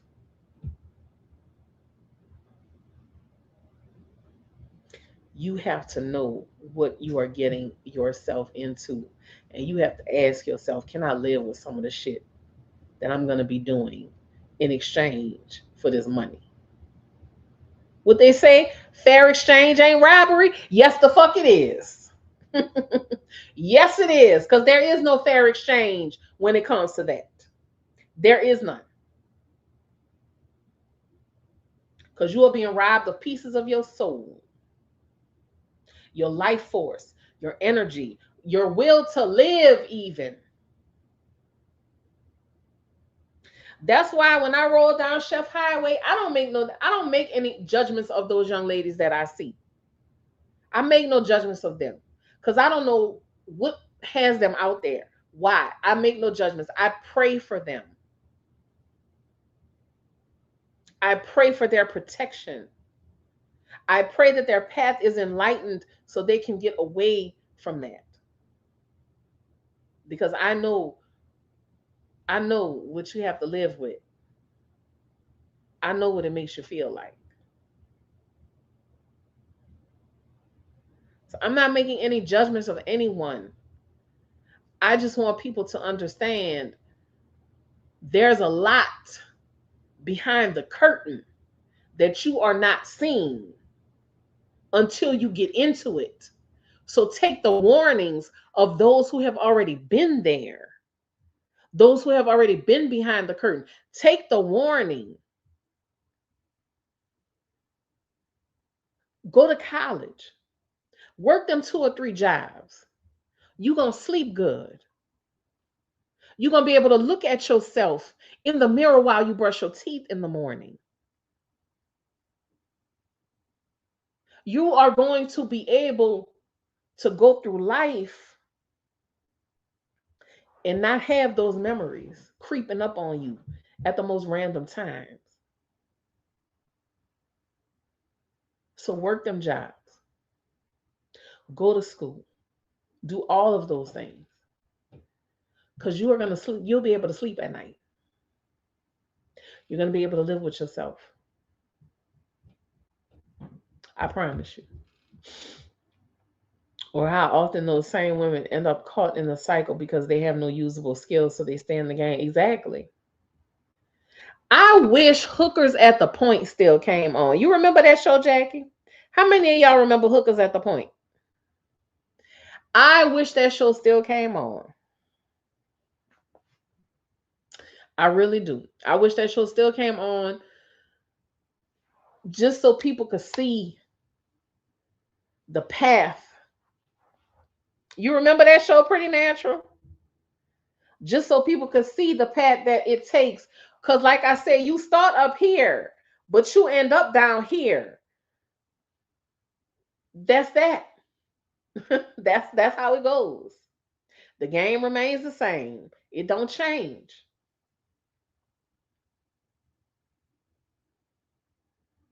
Because you get hooked on, some people end up hooked on drugs, end up hooked on alcohol, or both. Yes, I remember the school teacher with no teeth. Yes, I remember her. She had the dark rimmed glasses. They were round. I remember her very well. I could hear her voice in my head. Now that's funny that you picked up on that because that's who I was thinking about when I mentioned hookers at the point. Yep. There was an older lady, an older black lady, and she was very attractive. She was a voluptuous woman. She was in her 60s, I think. I think she was in her late 50s, early 60s. Still on a stroll. Still on a stroll. Because sometimes people get in and they cannot find their way out.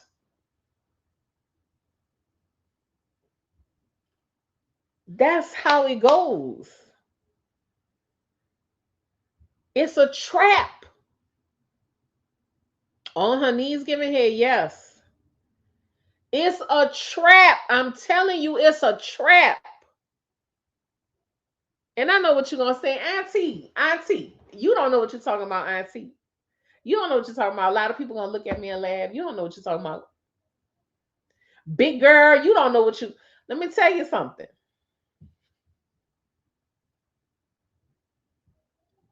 Yeah, it can happen to anybody. It don't matter what you look like, baby. Don't matter what you look like. You can start up here. You can have the best body, the best face, the best hair, the best everything. You're gonna start up here, but you're gonna end up down here. None of that matters. Strip game and the whole game, all the same. All the same. You got women who have been in the strip game for so long they can't get out of it. These industries go hand in hand. That's how I learned to hook men. You talk sexy like a prostitute and they will never be the same. Get it in their minds first. Yes, exactly. Yes, Terry, manipulation is a motherfucker. And you right, pretty natural.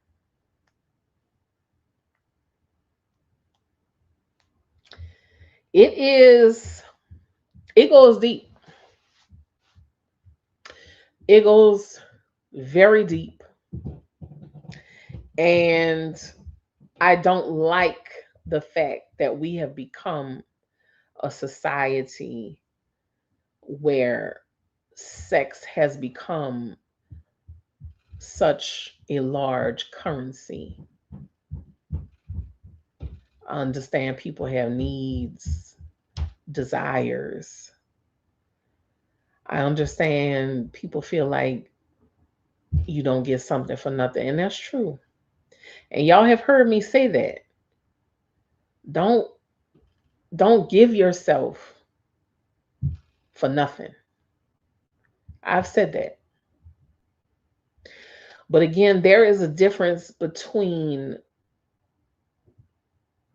what Woo Lady and others like her are encouraging and an agreement between two responsible adults. Different. Because when it comes to the sex game, the whole game, you don't have a lot of options. You don't have a lot of room to say no because you will be at the mercy of that money because you get used to that quick money coming in. You get used to that fast money. Oh, it don't matter. I'm gonna just turn another trick. I'll replace it. I'm gonna spend this $500-600. I'm gonna turn a couple more tricks. I'm gonna get it back, and it becomes a dangerous cycle. Same thing with the drug game. Same thing with the strip game. It's all the same shit because humans are the real currency. Humans are the real currency along that entire line. It's not the money, it's the human energy. And that is why you start up here and you end up down here. Hey, Joanne. Hey, my girl. How you doing? I just want y'all to know. I just want y'all to get it. That's all. I don't want you to be tempted. I don't want you to, especially for the younger folks, y'all are not developed enough mentally, emotionally, spiritually. Y'all are not developed enough to know what kind of world this is for real. People are sick and they will get you in a position to where they could take advantage of you. They will lure you in with money and promises of material possessions. You know what happens on those yachts? Those women who, oh, I was invited to a yacht party.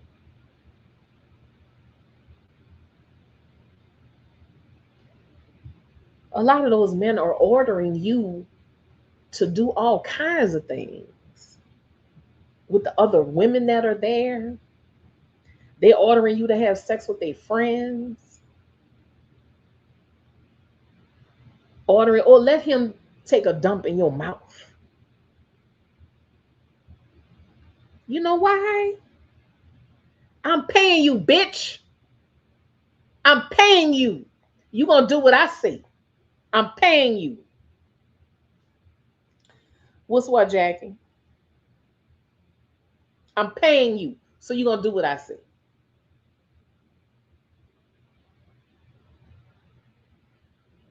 And if you refuse, you on that yacht in that position. These people got money. You think they gonna take your lip? You think they gonna take your no? You think they're gonna take a no from you?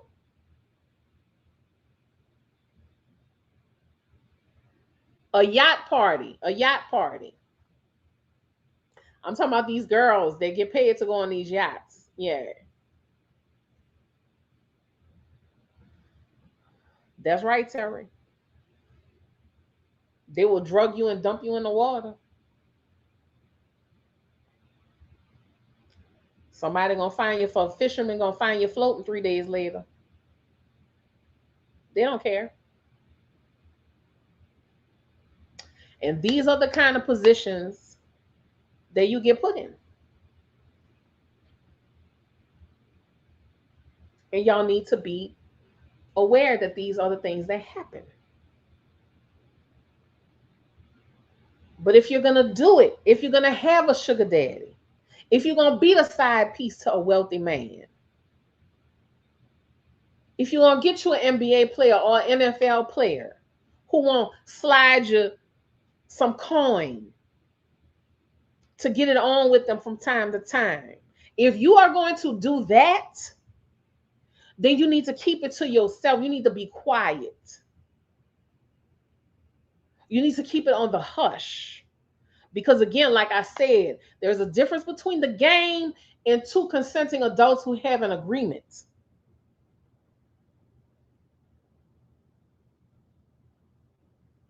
And believe it or not, y'all, there are a lot of people who will happily go into these types of arrangements. And all you got to do is lay on your back, let them hump you for about 5 minutes, and you good. But shut the fuck up about it. Stop telling the world, I got a sugar daddy. I got this. I got that. Keep it to yourself. Because not only are you inviting other hoes to be like, oh, let me step in and fuck this bitch. Let me fuck her good thing up. But you're also inviting other people to look at you and say, oh, this hoe gonna be bought. Let me slide on in and make her an offer and make her do some very strange things for some change. I was invited to a yacht party with Ford Motor Company executives. I thought about it because these are men I worked with. When I said I couldn't because I have kids, one of them said, "Why do they always say they can't because they have kids?" He was very disgusted that I declined, and we lost the account because they were probably going to drug you and do things to you. Hmm.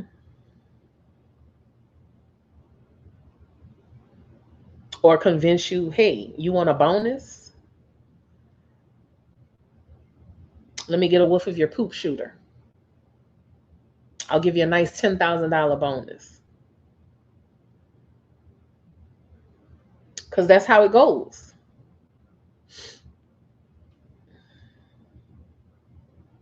And that's why I say we have to be meaner. We have to be much more unpleasant to these motherfuckers. We have to be unappealing prey to them. Yeah. A gentleman, a real man would never. But a predator, you can tell by the things they say, how they react to things that you say, how they behave, how they try to lure you in.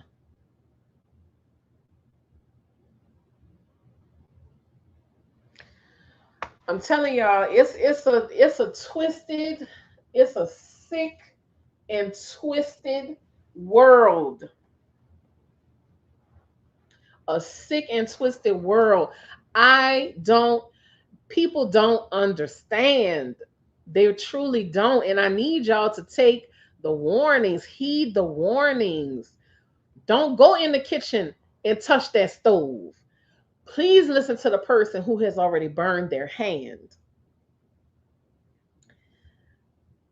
Do you know how much I have kept to myself? These days, people tell their every move in silence for real. Amen, Terry. There you go. There you go. There you go. There you go. I've had a lot of affairs with married men in my life. And there's only one story that I tell about that. And it's because it set me free. And I don't give any details. But I've had a lot of affairs with married men throughout my life. But I kept it quiet because number one, it's not anything to glorify. It's not anything to hype up. Being involved with people who are already in relationships is not anything to brag on. But if you're going to do it, shut the fuck up about it. But there's only one experience that I share in regard to me having a long-term affair with a married man. And that's because his wife released me from that burden. She set me free. And I have never again in life knowingly, knowingly dealt with a man who was in a relationship or married. Never again. Because I had to realize that type of stuff, once you are made aware, once you know, and I'm talking about in the spiritual sense, once you are made aware of certain things in the spiritual sense, once you know certain things, you cannot go backwards. You know why? And I got this directly from the higher power. Directly. Because once you are released from something, like his wife released me from that behavior, she told me, I forgive you. She said, you are not a terrible person and we all make mistakes. I forgive you. And that right there, those words unbound me, unbound me from that lifestyle. The shackles were released. And the Creator told me, now that you are aware, now that you know, that karmic debt is paid. That karmic debt is wiped clean. But if you go back willingly, your children will have to pay that debt for you. And that debt is too high. They will never be rid of it.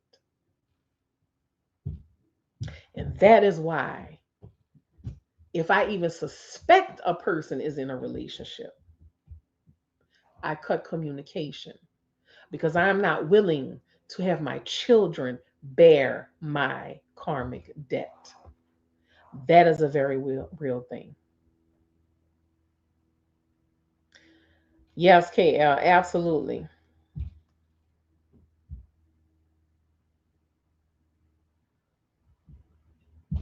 So, as a spiritual person, there are certain things that I cannot do because I know the burden will fall upon my children. And I want my children to have loving, healthy, successful relationships. I've already seen too much of myself in Tristan. Too much of myself is already reflected in my oldest son, which he came into my life at a time where I was still very young. I was 17 when I had him, turned 18 shortly thereafter. So I still had a lot of burdens at that time that I passed on to him. And I feel like that's why him and I are so close, because he is such a tight reflection of me. And that's why I do so much work to release, because I don't want him to have to deal with that. I don't want him to have to face the same things I had to face, just in a different way. And I'm seeing the healing in his life. I'm seeing the healing. And that's another conversation that we can have at another time. Yes, is there anyone who thinks you're in a relationship with them? I asked the same thing. Yes, Terry, that was a true awakening. You needed it. You heeded it fully. I did. I did. And like I said, I got that message straight from the Creator. Now that you know, you cannot go back. How much do you love your children? How much do you love your children? And see, this is why we see so many behaviors repeated. Even if you are not raised by your particular parent, whether it's your mother or your father, that is why you repeat so many of their behaviors, even if you're not brought up with them, because that transfers. It transfers to our children. And if you had any care or concern for your kids, you would heal yourself. You would heal those behaviors. You would heal those thoughts, those feelings, those emotions that keep you tied to certain people and certain things. It's no coincidence that my oldest son's relationship ended around the same time mine did. I was set free. I was with that man for 12 years.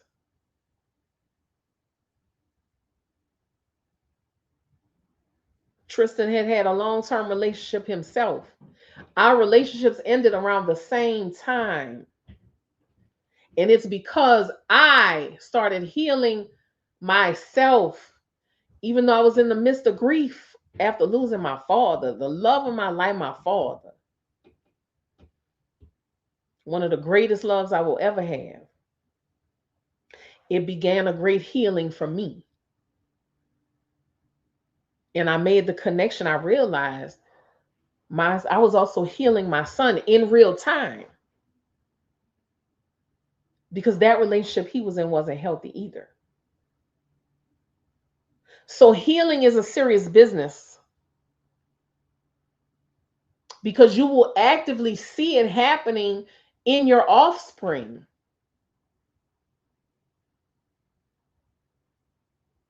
And I had to recognize that. And I had to check a lot of my thoughts and a lot of my feelings. I take my healing journey very seriously. And there are times I have my moments when I fall back into certain behaviors, and I have to remind myself, you have offspring in this world, you have children in this world. And I have to do better for them. If I won't do it for myself, I have to do better for them because they have more years ahead of them. I have more years behind me.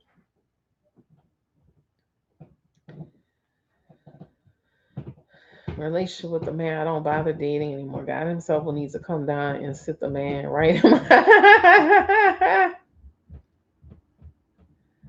Yeah, I feel the same. I feel the same. But it all works out. But yeah, I need y'all to understand, certain lifestyles. And people who say things like, "Oh, I can handle it. I can deal with it. I can handle it." No, you can't. No, you can't. No, you can't.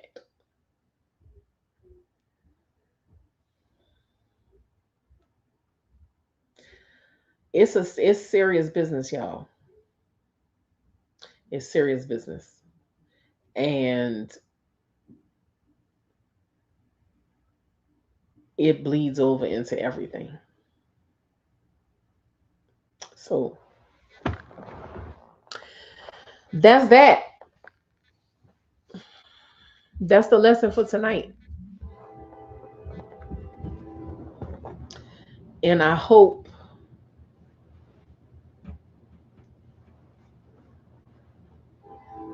and I pray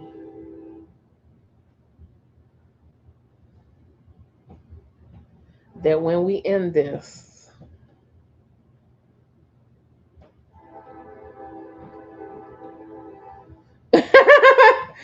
somebody messaged me on Instagram random, but are there really vampires in New Orleans? Tiffany Ashley Brown, hey my baby. Hey, okay. That's fine. I'll be here for a few more minutes. Thank you so much for hopping on. I appreciate you.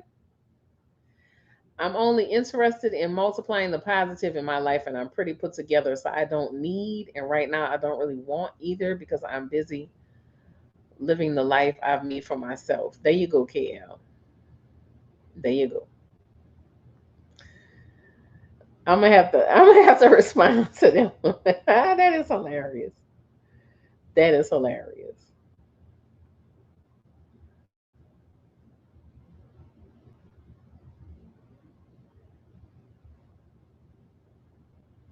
Oh, thank you so much.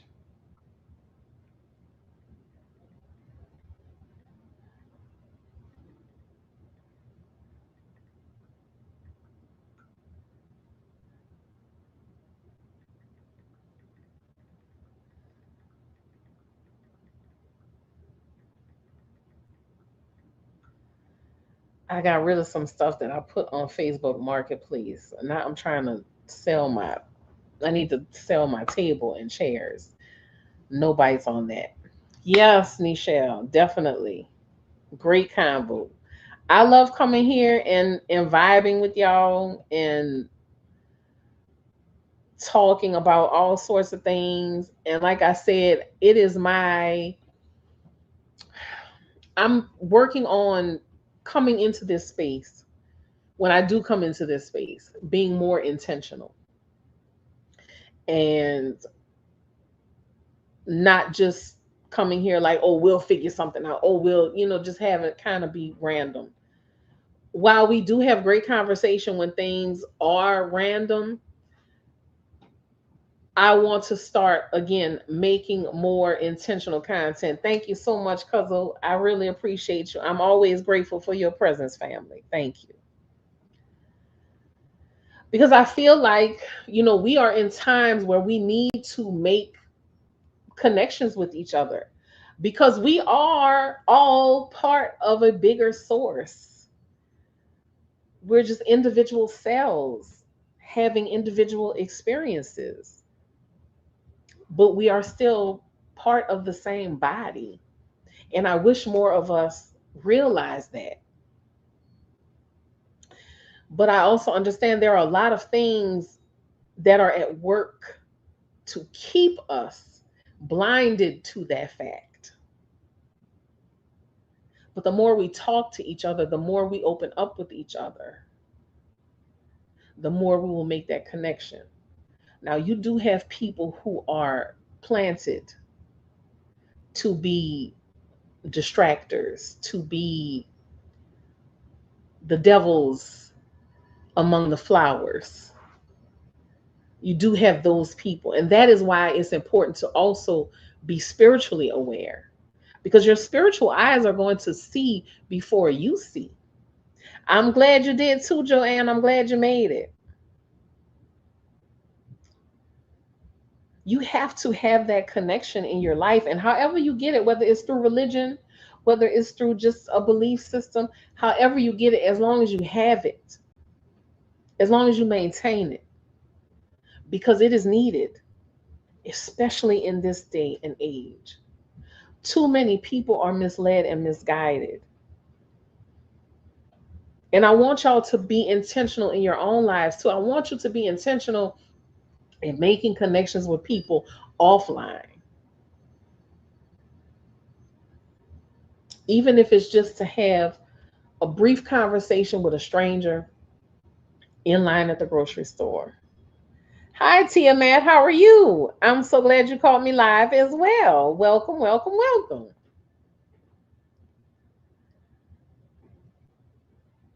So always keep that in mind, y'all, because everything is spiritual. Everything is spiritual. Everything. Money is spiritual. Why? Because money is a spirit, money is an energy. You can call it into your life, you can push it away. Opportunities, experiences, people, all the same. You just got to be intentional. And I'm learning. I'm learning. And that is why I very intentionally pulled myself together today, even though it took a few hours. It took me a few hours, y'all. It took me a few hours. But I took my time and I said I was going to show up here in this place and be with y'all and have a good conversation, make a great connection. And we did. And I am so grateful for y'all. I am so grateful for y'all, because y'all have embraced me. Y'all have supported me. Y'all have given me a space to come here and speak. Don't get me wrong. I love men and have dated really good men and have raised good men. I'm just not interested in investing my valuable energy into romantic or erotic exchanges. And you get to that point, KL, and that's perfectly okay. Because we also need to remember, thank you, Kendra, and it paid off so pretty. I love the flower, and thank you. As y'all know, I wear my flowers in my hair, which I have more than this one. My friend Thais makes these. It's just that the sunflower is my favorite, but I wear these to pay homage to my favorite singer, Billie Holiday. She wore gardenias in her hair. However, I prefer different kinds of flowers. She wore those gardenias because one night she had a performance and she burned her hair off, like she singed her hair with a curling iron, which, back then you had to heat the irons like really on a stove. Them suckers got hot, and it got too hot, burned her hair off. So to hide it and to hide the smell, also she put gardenias in her hair, and that became her signature. I'm getting filled in my life in other ways. I contribute to the community, and that's where I feel purpose and connected. And that is beautiful, KL. I'm so glad. And that is a message for everybody. Also, spend time cultivating. Me too, Jackie. She's my favorite singer. I can't wait to go visit her grave in St. Raymond Cemetery. I want to leave her some items. But that is why we have to spend time cultivating our friendships. Just like we want to cultivate romantic relationships, we need to cultivate our friendships. We need to cultivate our friendships just as much as we want to cultivate romantic relationships. We need to cultivate all the relationships in our life that have a purpose, that are meaningful, that are reciprocal. Yeah, yeah. But KL, I feel your pain. But I have a different vision for my life when it comes to the romance department. Now, while I'm still, because I was with my ex for a very long time. 12 years is a long time. I was with that man for, mm, that was my baby, y'all. As terrible as he was, that was my baby.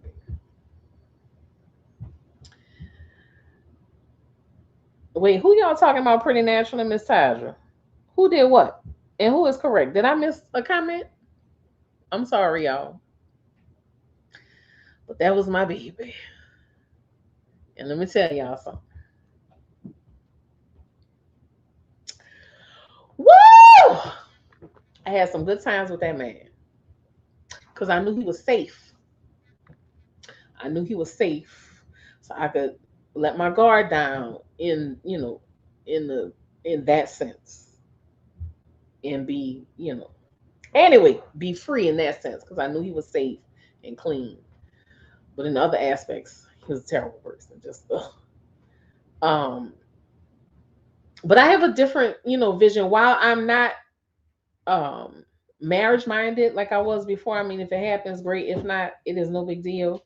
Um, it would definitely be nice to have a couple of boyfriends and a girlfriend sprinkled in, you know, a little something else in between. Because I am queer, so I don't. I'm attracted to the person. I'm not attracted to the sexual orientation. It's just that I date men more often than anything else.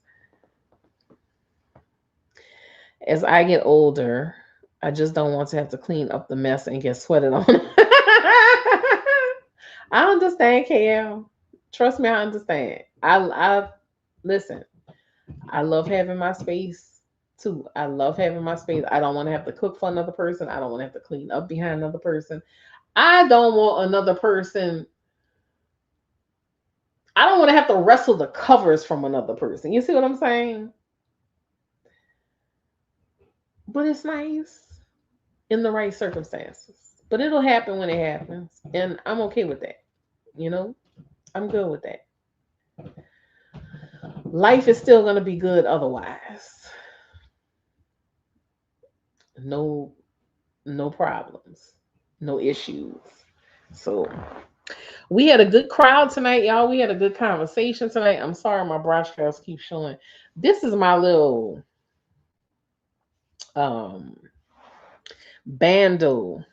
Oh yeah, Miss Taja, yeah. This is my little bando from Torrid. I had another one, but I lost it. I don't know where it's at. But I have on my little bando bra from Torrid because the thought of me putting on a regular bra, which I have the ones that hook in the front because of my shoulder, I can no longer um like reach behind me. So I have to have bras that hook in the front. But anyway, bandos are gonna be the way to go for me because they're much simpler. They don't put any stress on my shoulder from the bra strap. So Torrid, if you see this, send me some free bandos. However, I will take a discount code for my audience. I'll take a discount code for my audience so I can earn a little coin so I can buy my own stuff. But I'm just putting that out there. I go where I want when I want, girl. Yeah, stay on your side of the bed. Stop making me high. Yeah, especially with the high flashes. Yes, Miss Tydra. Fun fact: my friend Julie, her mom was an actress in New York many, many years ago. I mean, obviously, my friend Julie is older than me. We have the same birthday, by the way. But I think Julie is maybe 15 years older than me. 10, 15 years, something like that. It might be a little bit more than that. I don't know. But anyway, Julie's mom was an actress in New York. And guess who her good friend was? Billie Holiday. So the universe knew what they were doing when they put Julie and I together as good friends. Because her mom was good friends with Billie Holiday, my favorite singer, and she has shared some stories with me throughout the years that her mom shared with her about Billie, and it has been an absolute joy for me hearing them because it makes me feel very connected to her. I just don't even want to be bothered. I need somebody who's don't get off no more because I don't even want to be bothered. Miss Tydra, with the way some of these men take care of themselves, or don't take care of themselves, the lack of care for themselves, that particular thing is easy to find. Guaranteed. That particular thing is easy to find, my baby. Because, child, let me tell you. Whoo, let me tell you, baby. All right, so let me take that stuff down. So that's gone. I had just a just a whole bunch of stuff, y'all, that I had collected in a bin, and somebody came and picked it up. Thank God.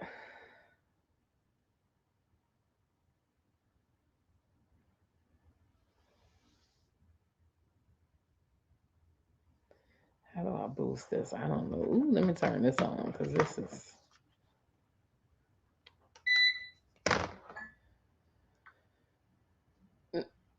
I need to get rid of this table and chairs, y'all. I want to thank y'all for joining me tonight.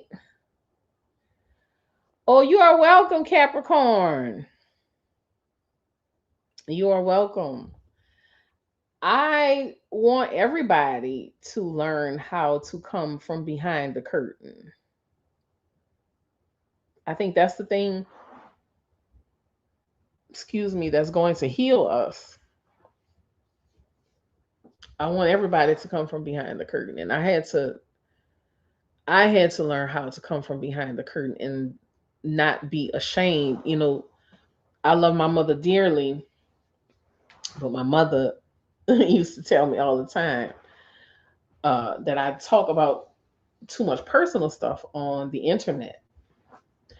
And I had to realize that, first of all, my mother comes from a different time. She's in her 80s, so she grew up in a completely different time from me. People kept secrets. Um, I had to realize that my life wasn't anything to be ashamed of. Thank you, Capricorn. Thank you. I appreciate that.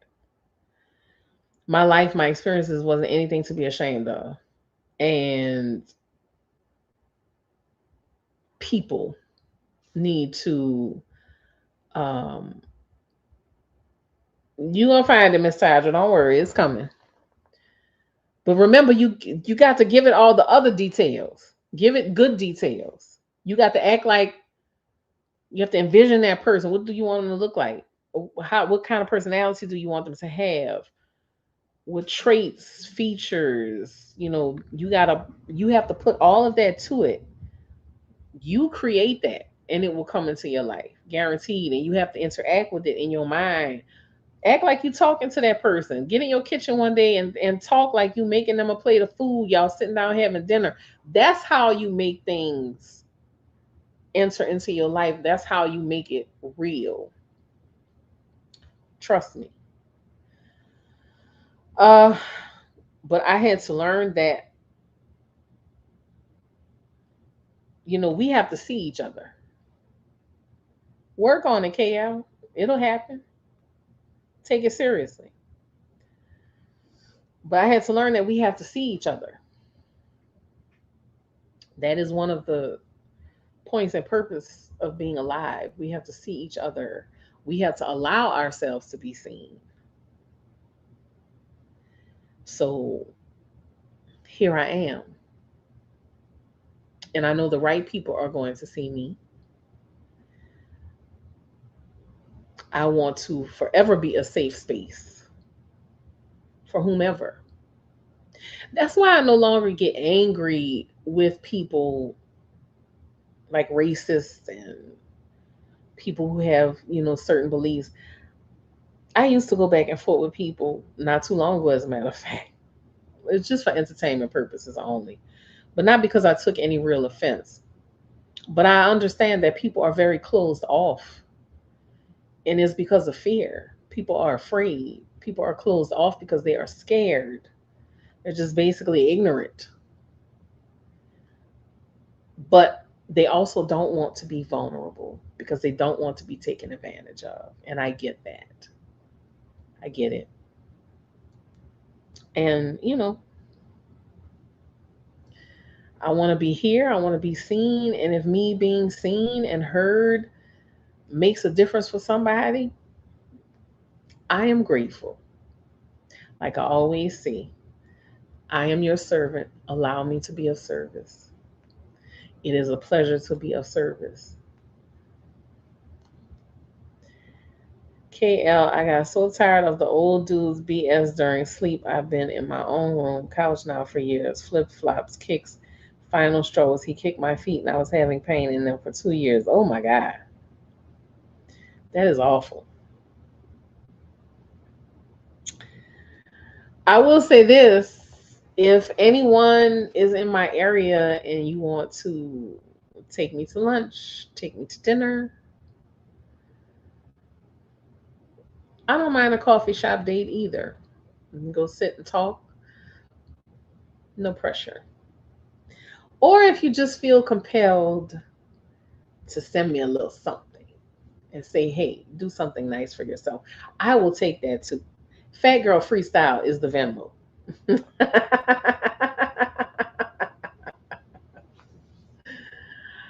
I will never turn down a gift. But yes, I appreciate y'all for being here with me. I don't know if I said that already or not. I appreciate y'all for listening to me and for creating a space for me to be myself. I cannot do this without y'all. And again, I am working on being more intentional when I join you, when I come here to connect with you. And I'm working on doing that for all of my videos, um, for everything. So thank you.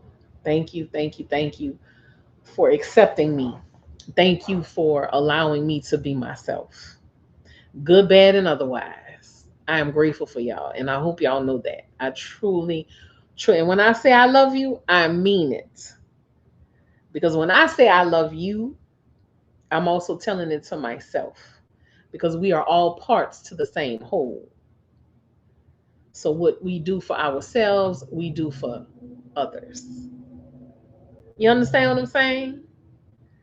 Because we are just all individual cells on the same body. And that's what it is. Before I disconnect for the night, does anyone have any news they want to share? Anything in particular that they want to say? Anything that they want to be celebrated for? Anyone that they want to celebrate? Anything of the sort? Now is the time to say it.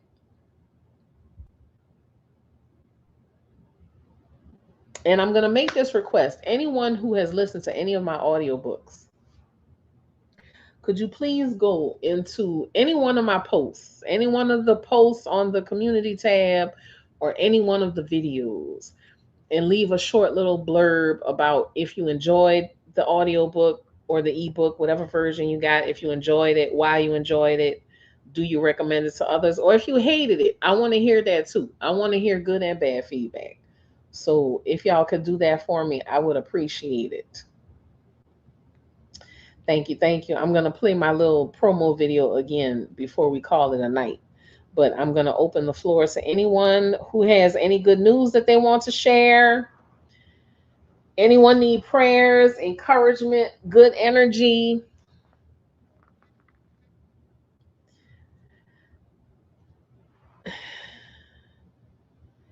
If you get the chance, take a Beauty Way Jeep tour of Canyon del Shelly. Did it on Tuesday and highly recommend it. Beauty Way Jeep tour. Okay.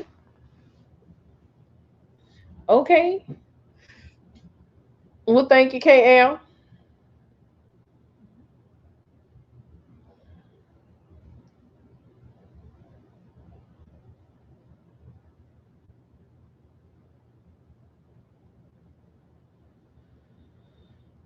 I'm halfway through summer break, so I'm doing pretty good. I can't believe, man, I can't believe that is crazy.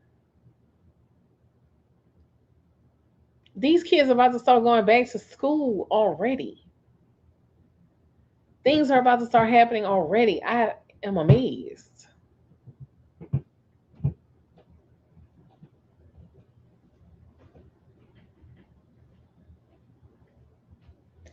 I am amazed, y'all. Oh, another thing I want to make y'all aware of. Please, please, please. Please, please, please. um, be aware.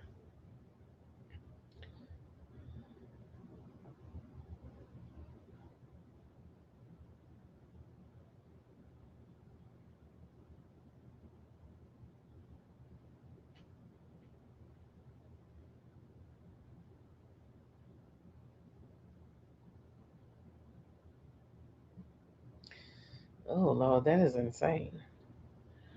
I did a quick little 4-day road trip with the kiddo, and it was great. We did the Jeep tour and saw condors in the wild. Oh, that sounds exciting. I like that.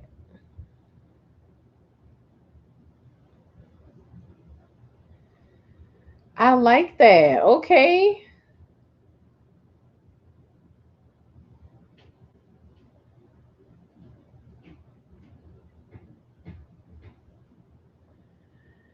Okay.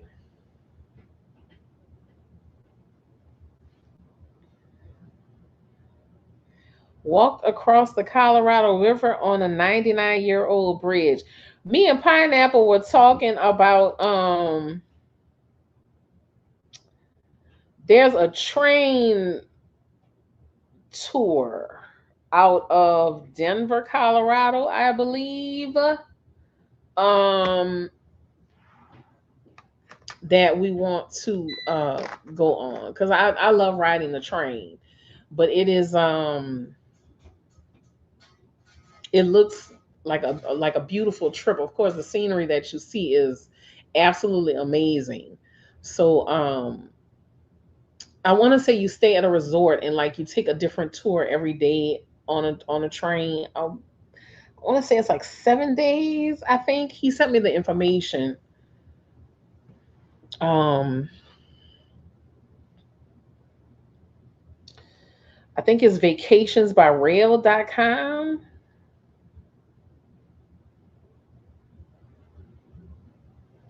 Yes. Oop, hold on, y'all. Go back to the comments.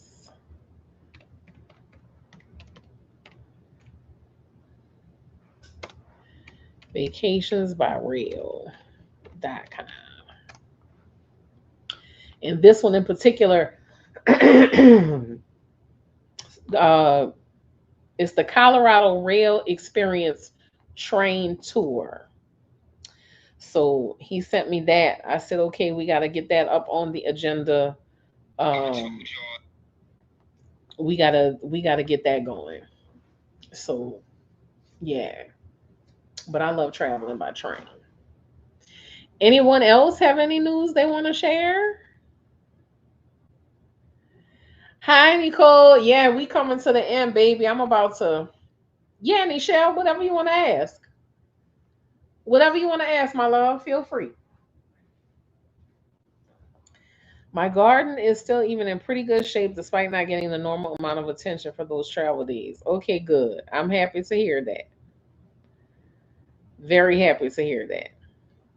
Oh, I gotta finish telling y'all. Make sure y'all follow Kate, subscribe to KD Campbell on YouTube. That is where my spooky content is going. I've moved a lot of videos over there. I have to finish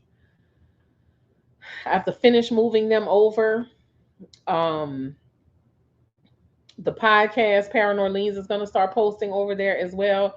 Fat Girl Freestyle is just going to be like my regular life channel. Yeah, Nichelle, ask whatever question you want to ask, my love. So I need to let y'all know that if y'all here for the spooky content, go over to Paranorleans, look for that name. My picture is gonna come up. You're gonna know it's me, and this is the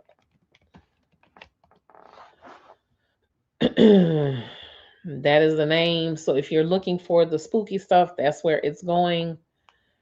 I have to finish adding stuff over there, and I'm getting ready to get started.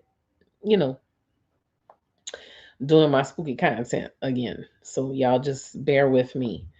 I am my past self, current self is all finally like catching up.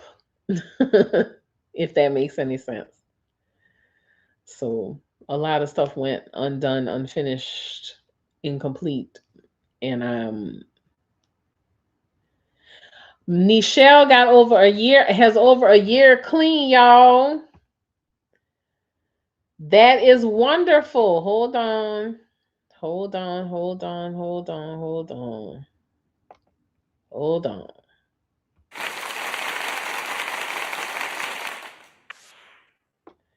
Let's do that again. And one more time.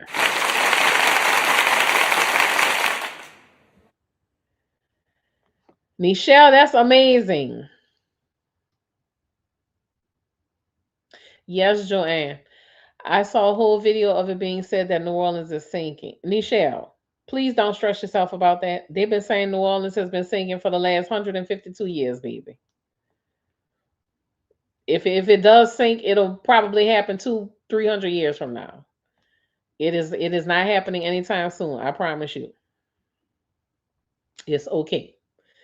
I don't know why they even put that out and put people into a panic, knowing people only read. A lot of people are only going to read a few lines or just read the title, and then people are making all kinds of videos. And we all like, oh my God, are y'all serious? Don't stress yourself, Nichelle. New Orleans will be here for a very long time. I promise you. I promise you. It's okay. It's okay. It's fine. But the wetlands have been shrinking because of coastal erosion. They're combating that. Um, you know, it's a whole lot going on. In California, exactly. You know how many times they say California was gonna break off? So it's fine. Please do not go into a panic. You're welcome, my baby. But congratulations on your sobriety. We are very proud of you. That's what we should be talking about, how proud of you we are for that. Congratulations. Congratulations, my love. We are proud of you. But yeah, New Orleans is not going anywhere anytime soon, y'all. Please do not concern yourself with that. Do not worry, okay? Put your mind at ease. It will be here for a very long time. Like I said. But yeah, it's okay. But yes, coastal erosion is a very real thing because we have barrier wetlands that help with hurricanes when they're coming in to shore. But due to climate change, due to offshore drilling, due to just natural occurrences, the wetlands are shrinking. Um, and that's why hurricanes, these days are, so devastating because they don't have as much of a barrier to break through and kind of, lessen the intensity of the hurricanes. But, they do stuff to build them up. They take every year they take Christmas trees and bring them to the wetlands to help rebuild the barriers. And there were certain rules and regulations that the companies that wanted to do the offshore drilling had to follow. But with um, Agent Orange at the helm, all that's changed. But short story long, New Orleans will be fine. Louisiana will be fine. So yeah, you're welcome. I want y'all to put y'all mind at ease. Um, any questions y'all have, just find an authentic New Orleanian and ask them, and we will tell you. Okay, no worries. We will tell y'all. Does anyone else have anything else they want to share? Um,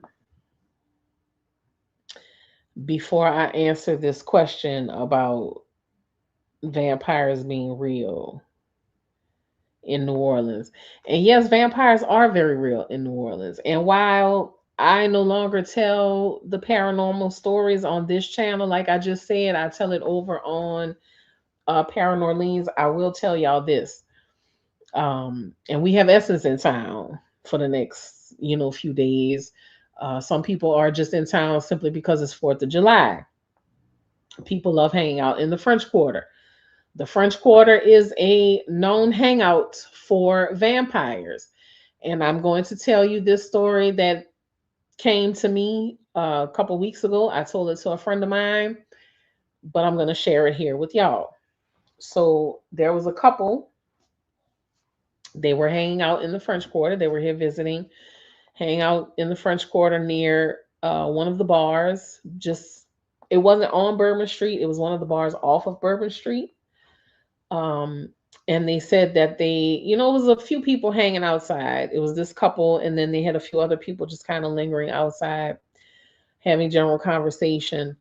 Um, and they told me that because they sent me a message, and they said that they heard this guy, coming up the street, and he was yelling, somebody help me, please help me. They're trying to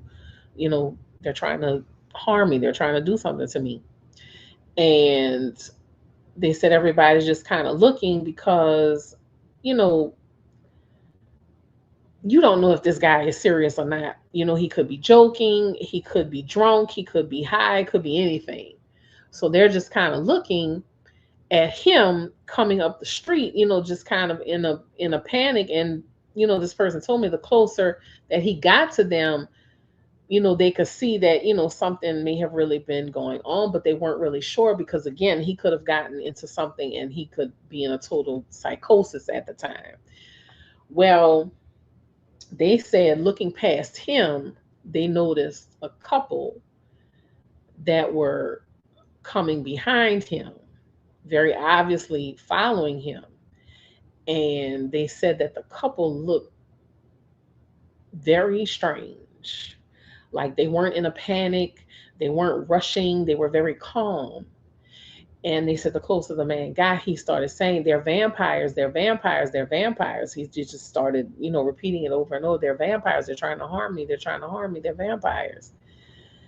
And they were like, okay, this has got to be a joke. And they were, even the people around them that had started paying attention were kind of like, oh, he's joking, not talking about they vampires. Ha ha ha ha ha. But they said the closer the man got, you could really see the panic on his face. And he just kind of got up to them and he was like, y'all got to help me. They're vampires. They're trying to get me, and he's looking back at them and he's like, they're vampires. I'm telling y'all, they're trying to harm me.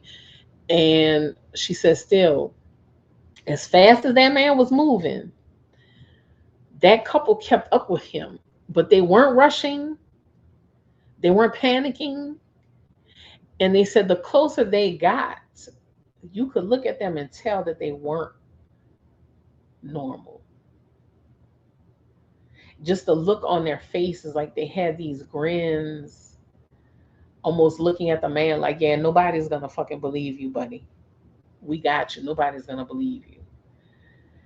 And she said they got close, and you could just like feel something about them was off. Like the energy was just completely off. And the person, them and the person that they were with, they were like, oh my God, you know, they said there's something about this situation. I'm believing what this man is saying. Well, the man, continued up the street trying to get away, and the couple continued to follow him again at the same pace. Like this man is rushing up the street. They're taking their time, but still keeping up with him. Like there is no huge gap, there's no huge distance between this man that seems to be running for his life and them. That's the crazy part about it. And the person who sent the message said that, I'm telling you, I believe that they really were vampires simply because of the look that they had and the energy that came with them. So I say all of that to say, and they don't know what happened, eventually they, because the blocks in the French Quarter are very long.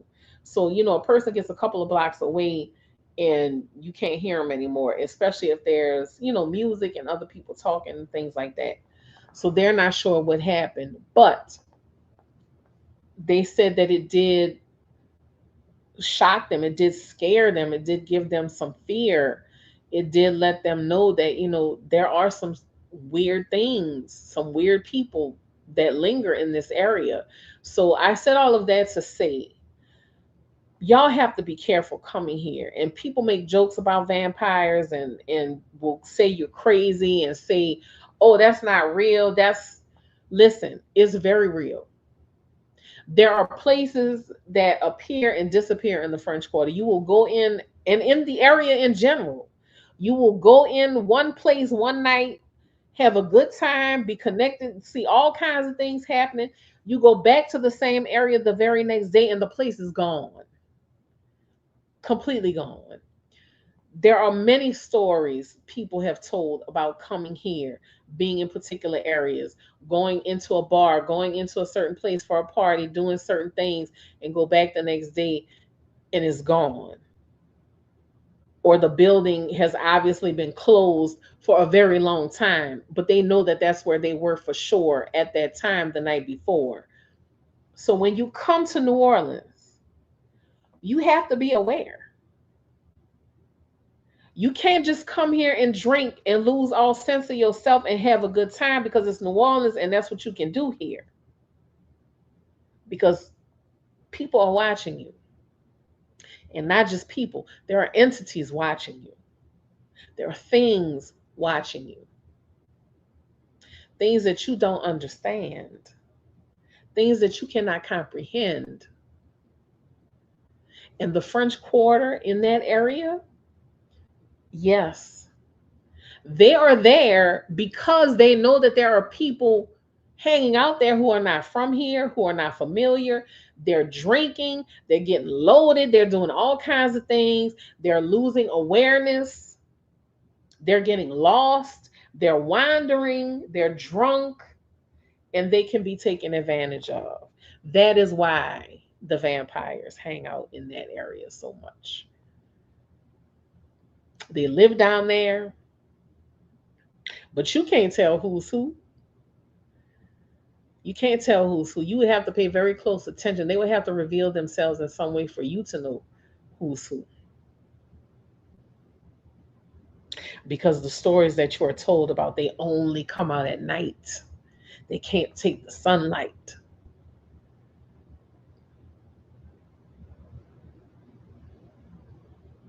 It's not true. They look like you. They look like me. They're out all hours of the day and night. They hold all kinds of jobs. They interact with you on a daily basis.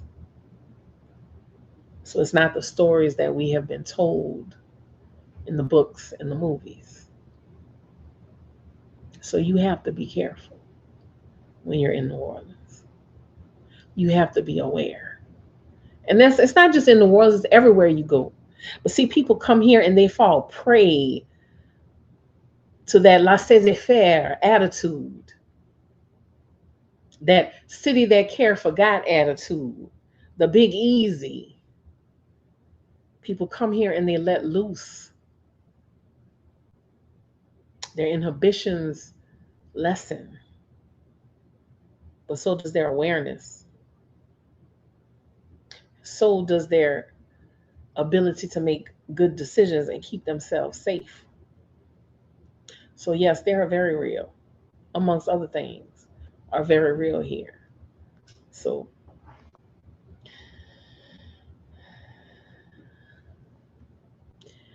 that's how it is in Joshua Tree, the attracting of particular people. Yes, I can vouch for that. It's a lot of buildings that move, disappear in New Orleans. There you go, Miss Tadra. I was at a poetry reading in Joshua Tree, and this man who had the reddest scleras, whites of his eyes, was looking at me so intensely that it made me nauseous, and I had to have my gentleman companion take me outside in order to feel better. Oh, Lord. I heard more stories about places that disappear, lights on, place jumping, and people everywhere. The next day, nothing. Yes. Because New Orleans is a place that has spaces that exist in between the spaces. And again, I'm not saying it's just New Orleans, it's New York. It happens in places in Texas, California. It happens everywhere. But I'm just saying here, in certain areas, there are places that exist in between the spaces. And when those spaces open up, people bear witness, people experience, and then that space closes. And you think, what the hell? You have to be careful coming here. Spiritual energy is very intense. And there are lots of people who are drawn here who have ill intentions.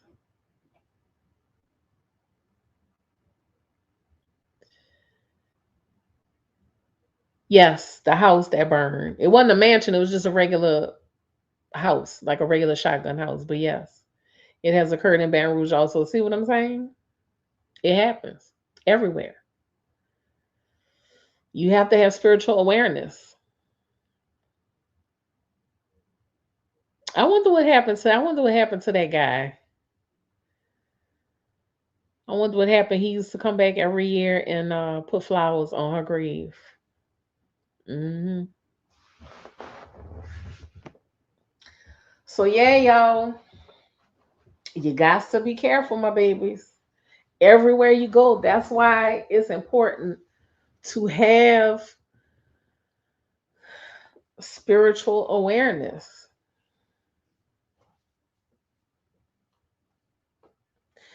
I was on my Bluetooth driving and talking to my friend, and she was driving in Bluetooth thing too. And my kiddo and I heard a whole car accident. Wow. And see, we have all this technology This is all picking up on frequencies. Yeah. This is all picking up on frequencies because these things exist again in between the in between, and there's still stuff that's in between the in between that's in the in between. You get what I'm saying?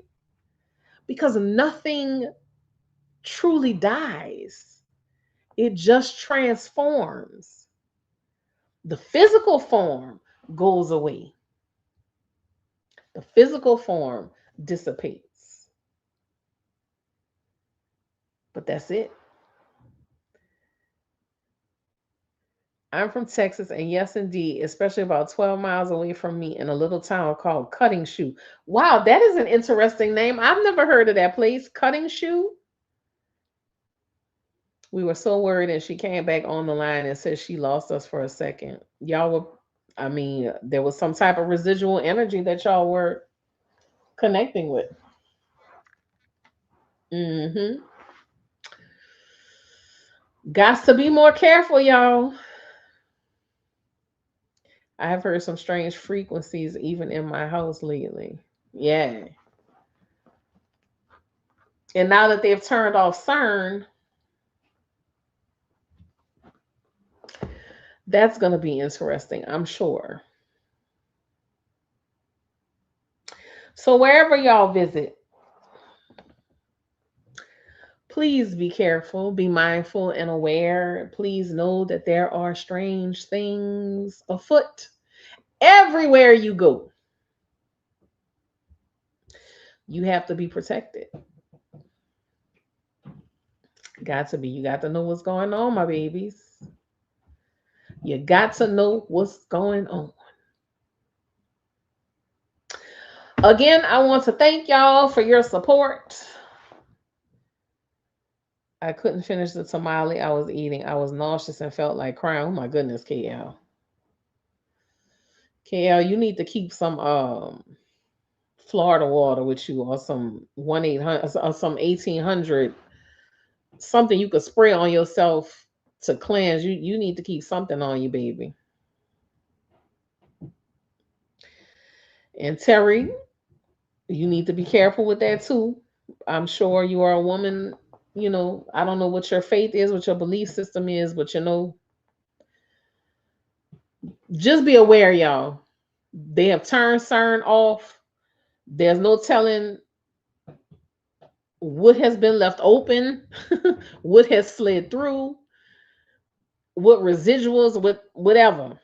Okay, good. Good, KL. Just know that these are times where you are going to be more sensitive. Your thoughts are very sensitive. Your thoughts are going to manifest very quickly. Things are going to come into being very quickly. So please make sure you are minding your thoughts. Try and catch them before they get away from you. Things are going to be very powerful for quite some time. So I need y'all on y'all P's and Q's. Okay? I need y'all on y'all P's and Q's. I'm going to play this for y'all right quick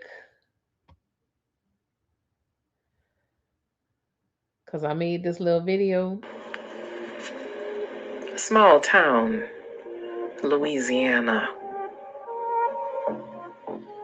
A mysterious telephone booth shows up out of nowhere with no connection to the living world,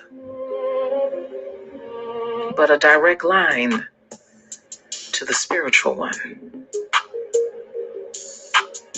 Come along on the journey of the telephone booth part 1 and the telephone booth part 2, where secrets that have been long hidden come to the light, or to the line, I should say.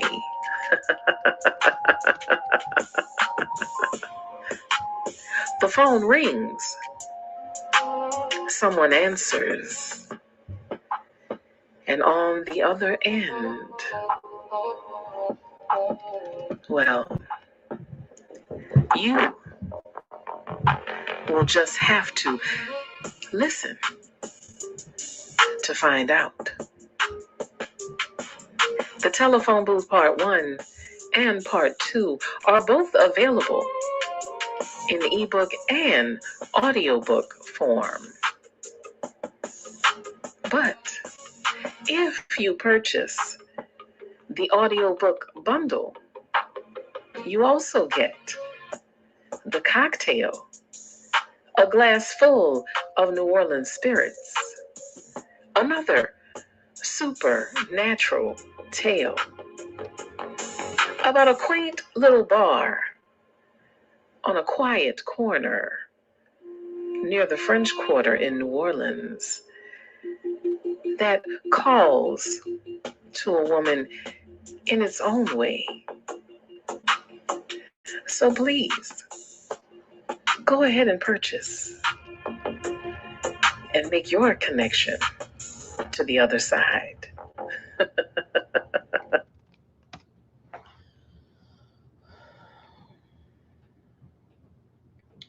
Thank y'all. Thank y'all. Thank y'all. Thank y'all.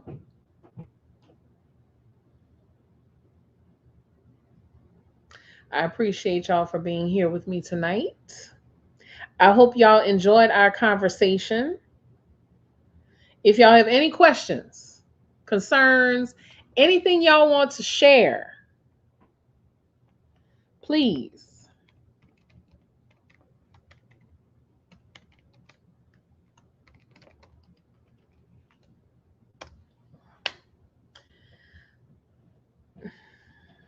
Oh, they think I'm spam because I've commented too much. Hold on. Fatgirlfreestyle@gmail.com.